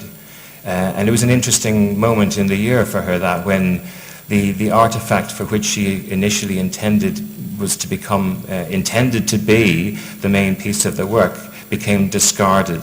The material that was derived from the artifact and made digital through a 3D scan became much more powerful as a vehicle to further explore her ideas. And finally, Orchestrating the Edge by Thomas Pearce, someone who I've collaborated with most recently and who is part of this presentation at a later phase, is talking at an immensely sophisticated level about the world of constructing architectures through technologies such as scanning and applying them to city kind of mythologies such as processions along Fleet Street in London, and exploring the notion of in a sense, inserting into the city shields or devices that trigger the construction of other architectures. So his idea is that we might populate a world where we understand fragments to be thresholds to other architectural experiences. So I'm going to talk about these two projects now, and it starts off with a project called Perform the Scan, which was developed in collaboration with Shunt, the performers. I'm going to talk about them more in a moment, but especially Matt Shaw and Will Trussell of ScanLab, my colleague Emmanuel Vercusa at the Bartlett, and Jessica Bowles at the Royal Central School of Speech and Drama. I also had a lot of help from Tom Cowan, Tom and Gladys and Kate. Now, this is a project I talked about in various different fora in the last few years. It was built in 2009. We started designing it in 2007, and then there was a long pause, and then it happened really quickly. Now, as I said, I started out in practice building buildings that I'm not going to tell you where they are, because I was in practice in the 1980s, and it was before I studied architecture. So I started out as a technical assistant in practice in London in the mid-80s. And I was involved in some pretty awful buildings. And when this building finally got put together, I think it was a kind of quite a powerful turning point. You know, we look at these things and they reassure us that we're architects. This is stuff. This is stuff we designed and stuff that we made ourselves. The project's called 5502. It's in the forest in Kielder in Northumbria in England. But the manufacturing of this piece, the manifestation of this piece, reassures me I'm an architect. But this is something which I'm going to go on and challenge in a moment or two. The project emerged out of a whole series of conversations between hand-drawn sketches, simple diagrams, 3D models, and physical tests to select the craftsmen in the workshop who would work with us. Those tests were extended into hypotheses that were looking at structural performance long before any final sense of what the project would emerge. Medieval techniques were married with 21st century digital techniques. I mean, the digital could go back to the medieval, as we all know. There's a story that we can talk about there. So that project, apart from all the things that we've said about it in various other different places, the point where it really started to get weird was after it was finished, and we made this film here. We were donated a 3D scanner in 2010 at UCL by Faro, and this was the year after the project was completed. So we didn't have this technology available to us at the time it was designed. If we had, everything would have been different. But a year after, I asked Matt and Will to go and scan it, and this is the film they made. And I'm not going to show it for all of it, but the point is here is that this is something else. This is geometrically and digitally the truest record in drawn form of the project itself. There was no final digital model in making 5502. Lots of it was made by hand, lots of it was digital. It was a real hybrid. So this information is actually the only true record of the model itself. And yet it's something else. It starts to dissolve its physicality. It starts to re-emerge not only as a set of images, but more profoundly a set of templates of information that we can interrogate and challenge in many different ways. So this image here is an overlay of the CAD file and the 3D scan of that project. And where things are really red, the two align, and where they're white, they're way out. And this isn't to say that this is a fault. This isn't to say that we would like everything to be red. But this is to say that there is a world between the drawn and the made, as there always have been. And there are very practical explanations for these differences, and lots of them are to do with the phasing of the project and passing it from one phase to another. But also, we weren't really worried about accuracy. That really wasn't the point in terms of assembly. There were some tolerances allowed. But the information that came back to us after this scan triggered a whole set of questions about that white stuff and the gap between the white stuff and the red stuff. And that's informed a book that I put together recently called High Definition, Zero Tolerance in Design and Production. I actually wanted to call it Negotiating Zero Tolerance, but Wiley found that a bit too risque. So that project was finishing when another project was starting. And having talked about the notion of, as an architect, making things, putting things out into the world, you see photographs of your work appearing, on other people's Facebook pages, in books here and there.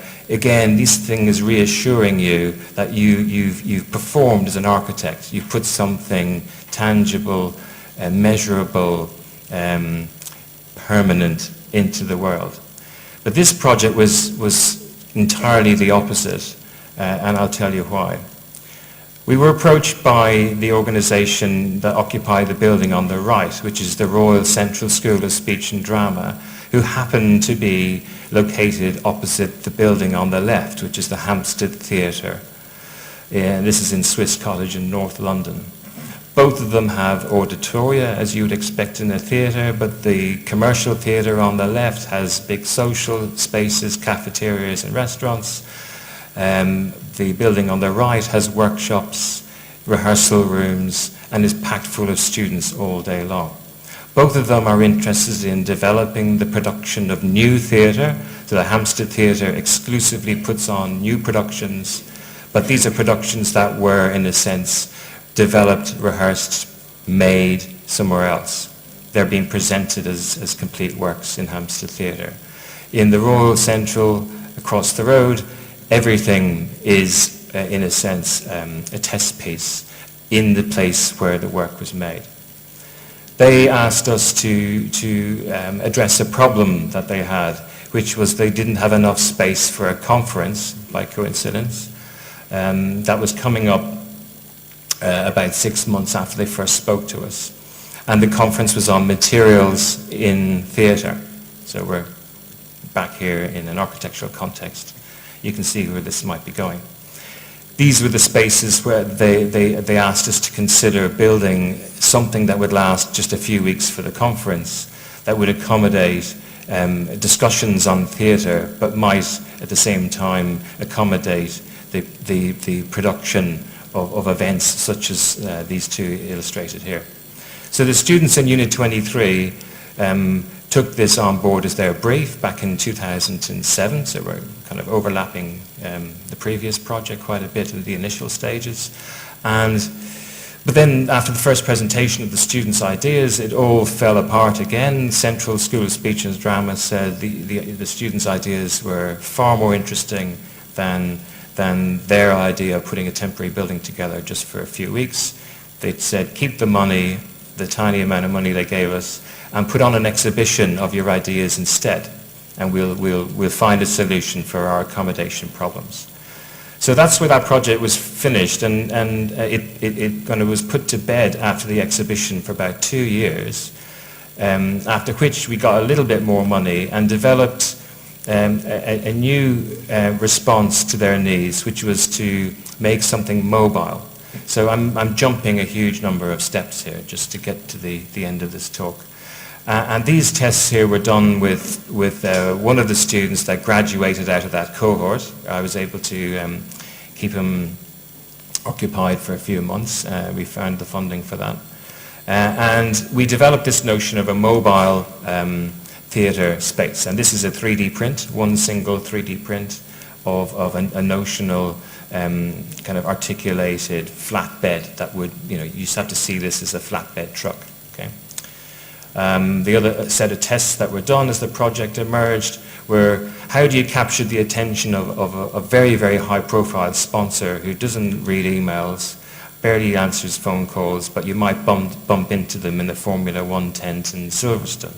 So we were tipped off that the Williams Formula One team might be interested in funding us, and we made this little flipbook presentation to give the director when we met them. And that got us to the next stage. We're now at the point where we're about 2010, where 3D scanning was in the mix, as I said earlier, and we mapped out a one-to-one version of this project in a playground near the theatre, where all the students and staff were able to run around and say, this is too big, that's too small. And we scanned it and brought that back into the model.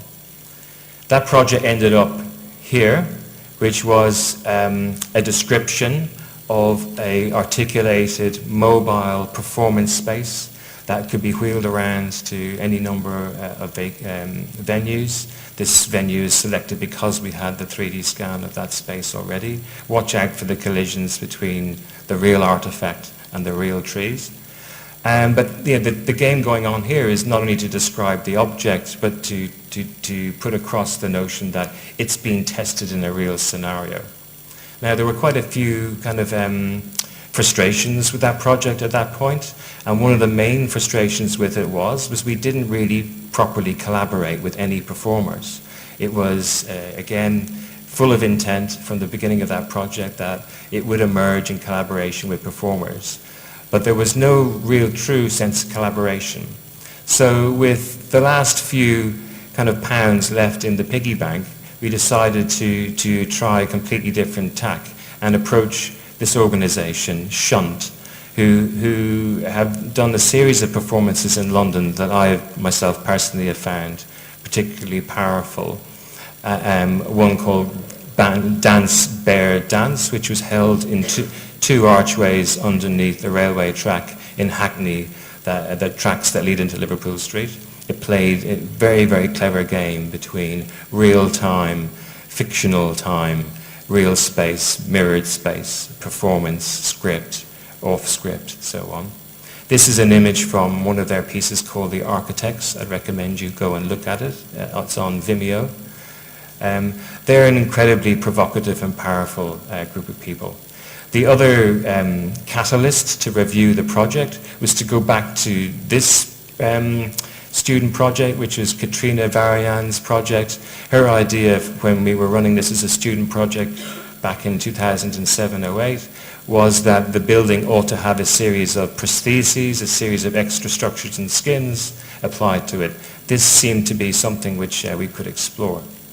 But yet again, budgets get in the way and so on. We decided what we would do is scan the premises and at the same time as scanning it, invite Shunt to subvert the process.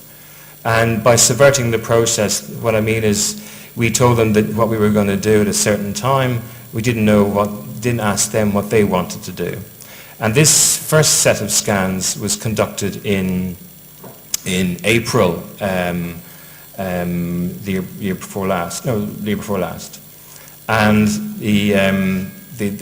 apart from the fact that we were gathering this 3D data in order to decide how we would cut and slice this building up with a series of interventions that would kind of provoke or negotiate with the theatrical performance.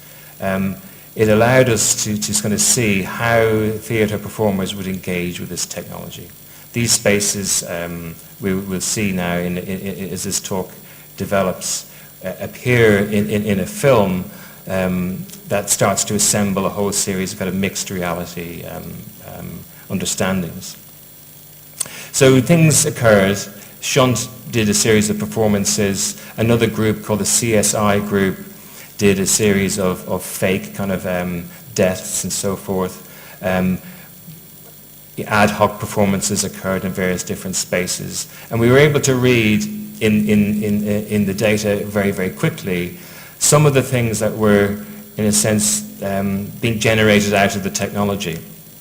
And I just pause on this one for a moment, is that this was we called the crying room, and Hannah Ringham from Shunt just sat in a chair. We didn't arrange the piano, it happened to be there, we didn't arrange very much.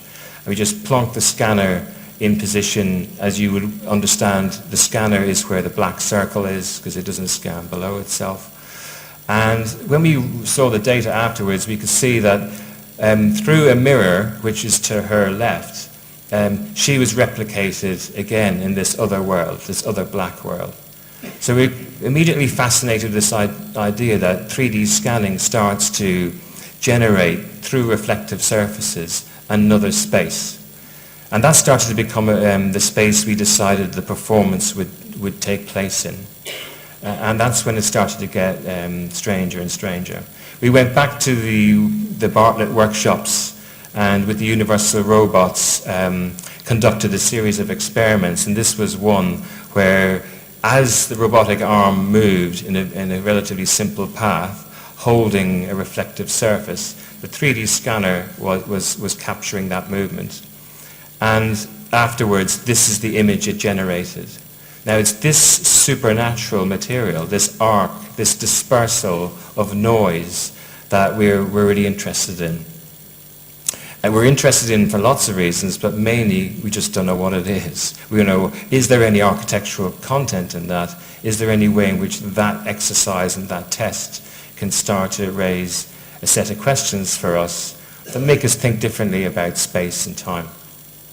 So we went back to the initial scan, and we just selected 3 positions out of the building that we thought we could hone in on and install a series of reflective surfaces in certain arrays that would generate this other set of performances in this world beyond the mirror. And these were choreographed to coincide with the external area of the building, which was unoccupied. So this was called the practice room at the top of the building, where a series of mirrors on the bottom wall there, and the position of the scanner, which would be the center of the green array of lines, would generate this arc of reflective kind of copies of an individual standing in the center of the room. And that would be a kind of a choreography that we could work with. The other set of arrays were in a stairwell that occupied various different kind of ages of the building. And we installed 1, 2, 3, 4, about 5 mirrors in key positions that were geometrically kind of modeled and calculated, all with the help of Tom Pierce, to project performers from the certain positions in this staircase out to a kind of coinciding position that the practice room was projecting to also. So back to the kind of architect-maker world, these were the physical artifacts we made, but in themselves they carry no meaning. This project, in a sense, is all about what non-physical architectures these have created. And finally, there was just this side of the whole project, which was working with Hannah and Louise of Shunt, how their work started to, in a sense, challenge our kind of, belief system in technology. So we were arriving from University College London, setting up all our instruments, talking about measuring and prediction and choreo. We were pretty tight-assed about it, to be frank. And then they just come in and subvert it. Every time we want to do something, Hannah and Louise were trying to undo it. And it was like being in free fall in a very exciting way. From being normally used to being on a pathway to delivering a solid artifact, this was about dissolving that process, about almost ending up with nothing at the end, which I found scary, of course, but fascinating. So I'm going to now switch to talk about a few things that Thomas and myself have assembled before I play the movie, which also I'm going to talk over in a little bit. And this final section of the talk is called about prototypes for post-human sonography. In our digital age, the human eye has lost its privileged position as the sole and central audience of an unfolding perspectival world as it finds itself challenged by a plethora of human, post-human eyes. Emerging technologies of vision, such as 3D laser scanning, regarded as less faulty to our own eyes, faster, more accurate, find an ever more central role in production and analytics, control and decision-making. Architecture and sonography, practices that are both firmly shaped around the centrality of vision of the human subject, are challenged to find novel ways to address a hybrid audience of human and non-human modes of vision. How do we perform and build facing this new audience? How do we deceive or delight these new eyes? How do we infiltrate and inhabit the parallel digital data space they create? How can we uncover their shadows, their glitches and fallacies, and subvert the realism of their representation? How can we design an architecture or sonography for the post-human eye? Bruno Latour describes the double role of perspective as a tool of realism and illusion as the four-way freeway of representation. Perspective does not only allow us to realistically represent a scene, one-way freeway, or to pragmatically act upon an external reality by implementing alterations designed within the technique of perspective, two-way freeway. Not only can we displace cities, landscapes, or natives, go back and forth to and from them along avenues through space, but we can also reach saints, gods, heavens, palaces, or dreams with the same two-way avenues and look at them through the same window pane on the same two-dimensional surface. The two ways become a four-lane freeway, and possible palaces can be drawn realistically, but it is also possible to draw possible objects as they were utopian ones. Perspective, thus, is a technique of realistic representation rather than a dogma of realism of the subject matter depicted. Mastering this technique allows us not only to depict a reality, but also to challenge it. Perspective, to speak with Latour again, is a technique with which we can create complete hybrids between the real and the imagined. Nature seen as fiction and fiction seen as nature, with all the elements made so homogeneous in space that it is now possible to reshuffle them like a pack of cards. As with many practices, theatrical production has been revolutionized by digital technologies. Performers such as Blast Theory, Me and the Machine, Rimini Protocol, and Janet Cardiff, to name but a few, have successfully developed works that explore the fluidity of contemporary life populated by digital media and technologies, where the audience experiences the event through devices such as phones, tablets, and laptops. This is a novel route to open up new realms for performance in the context of environments that are increasingly digitally saturated and where audiences are literate and active in multiple spatial domains, such as receiving and transmitting location data and so on. A crucial shift in the notion of digital fabrication has taken place since our first collaboration with the CSSD. In the first phase, vaguely coinciding with the Perform project, digital fabrication was understood as a methodology which through the aid of digital metrology, 3D scanning, digital design tools, CAD, and digitally controlled manufacturing, CNC, allowed for a heightened accuracy, customization, and complexity. So I'm talking about the articulated mobile space, but which eventually still culminated in the fabrication of physical artifacts or sets. This phase could be called mimetic. Each consecutive translation between the digital and the physical is measured by the accuracy of its replication. In a second phase, a notion of translation and fabrication emerges that is augmentive rather than mimetic, while all retaining the pragmatic benefits of this mimesis. When the scenographic insertions, which are bespokely designed based on a realist scan and implemented into the site, are rescanned, our digital point cloud mirages appear as elements that are additionally created by that very translation process.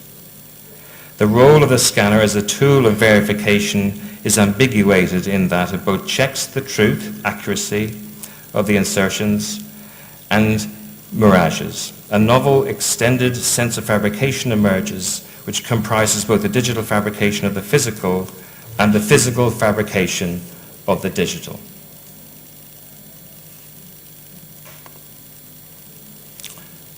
As this film moves, I'm going to now talk about, I'm now going to recite some of the script written by Shunt that centered on the scene on the roof that you'll see in a moment. About 6:55 p.m. This is a summary of events. You are all here. We are walking in a circle together. You aren't here. You're jumping through walls and looking at yourself in the mirrors. In some, you look fatter. There is no circle. I'm walking between him and her. It's a balmy evening. No, you're not. No, it isn't. Now I'm over here, and some of me is over there. Rubbish. We aren't here anymore on this roof. We are all together in the dark, sitting down. But you can see us, but we left yesterday. We left last week. No, we left a year ago. The thing is, we left in September 27th. We can see things you can't see. It's not always helpful. I can see through that wall. It's not very interesting. Outside, it is autumn. Soon it will be summer. Two figures sit and put on wigs. I'm a different person now to what I was then. The day of the scan, you sat on your own all afternoon reading a book when you should have been with me.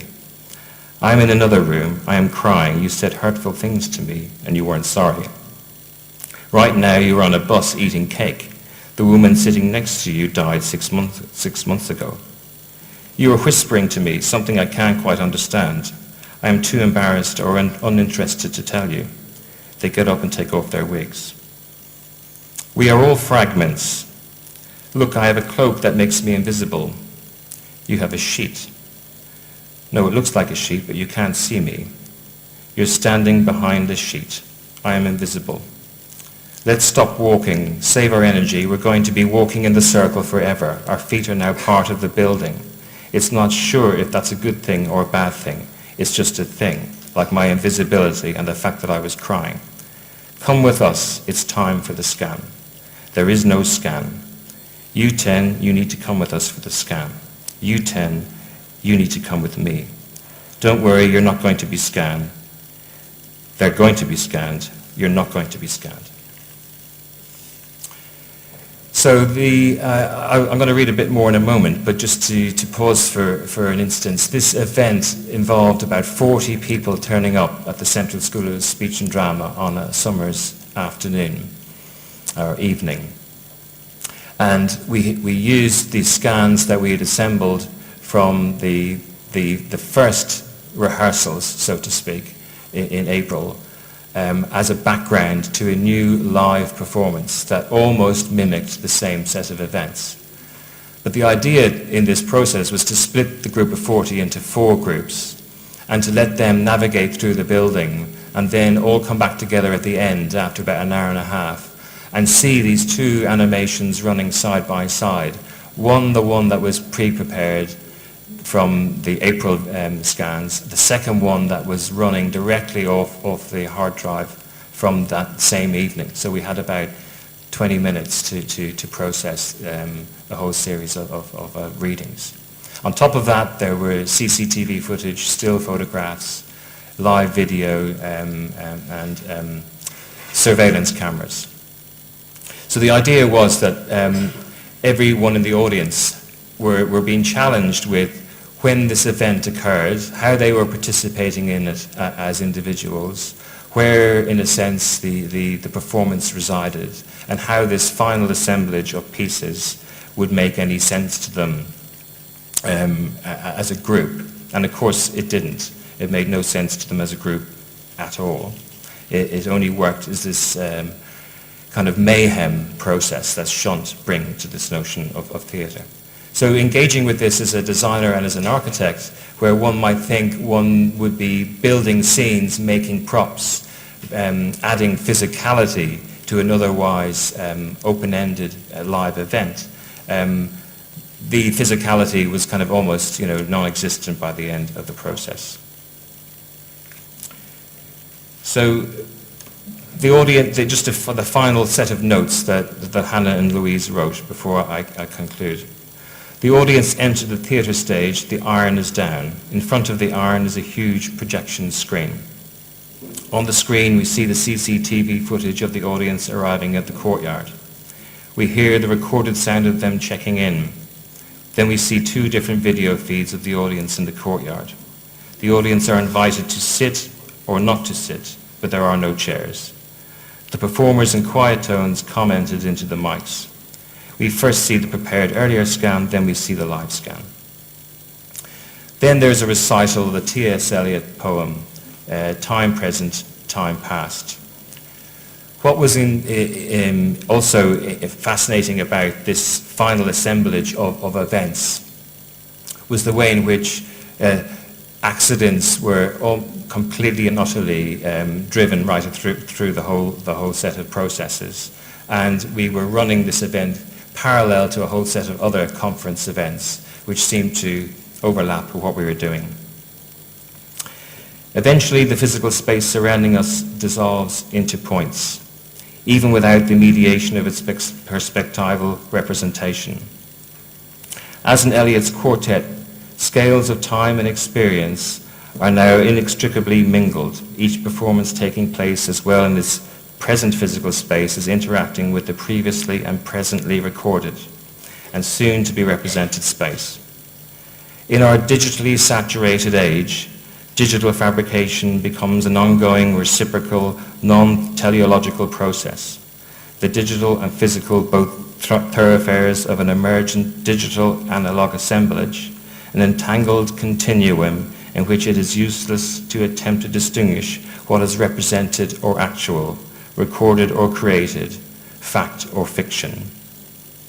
Thank you.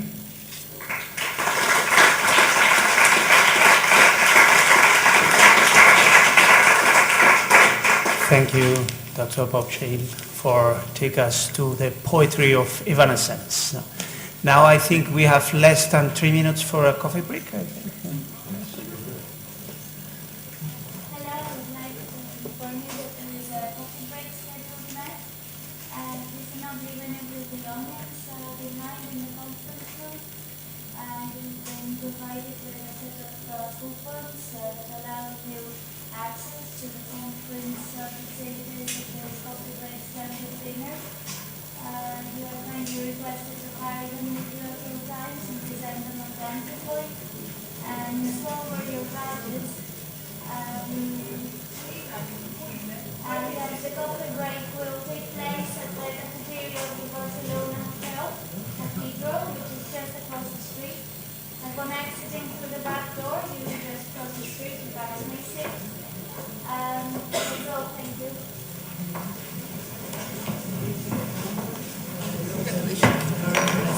Oh, thanks. Thanks very much. Hey, what's that? Good to see you.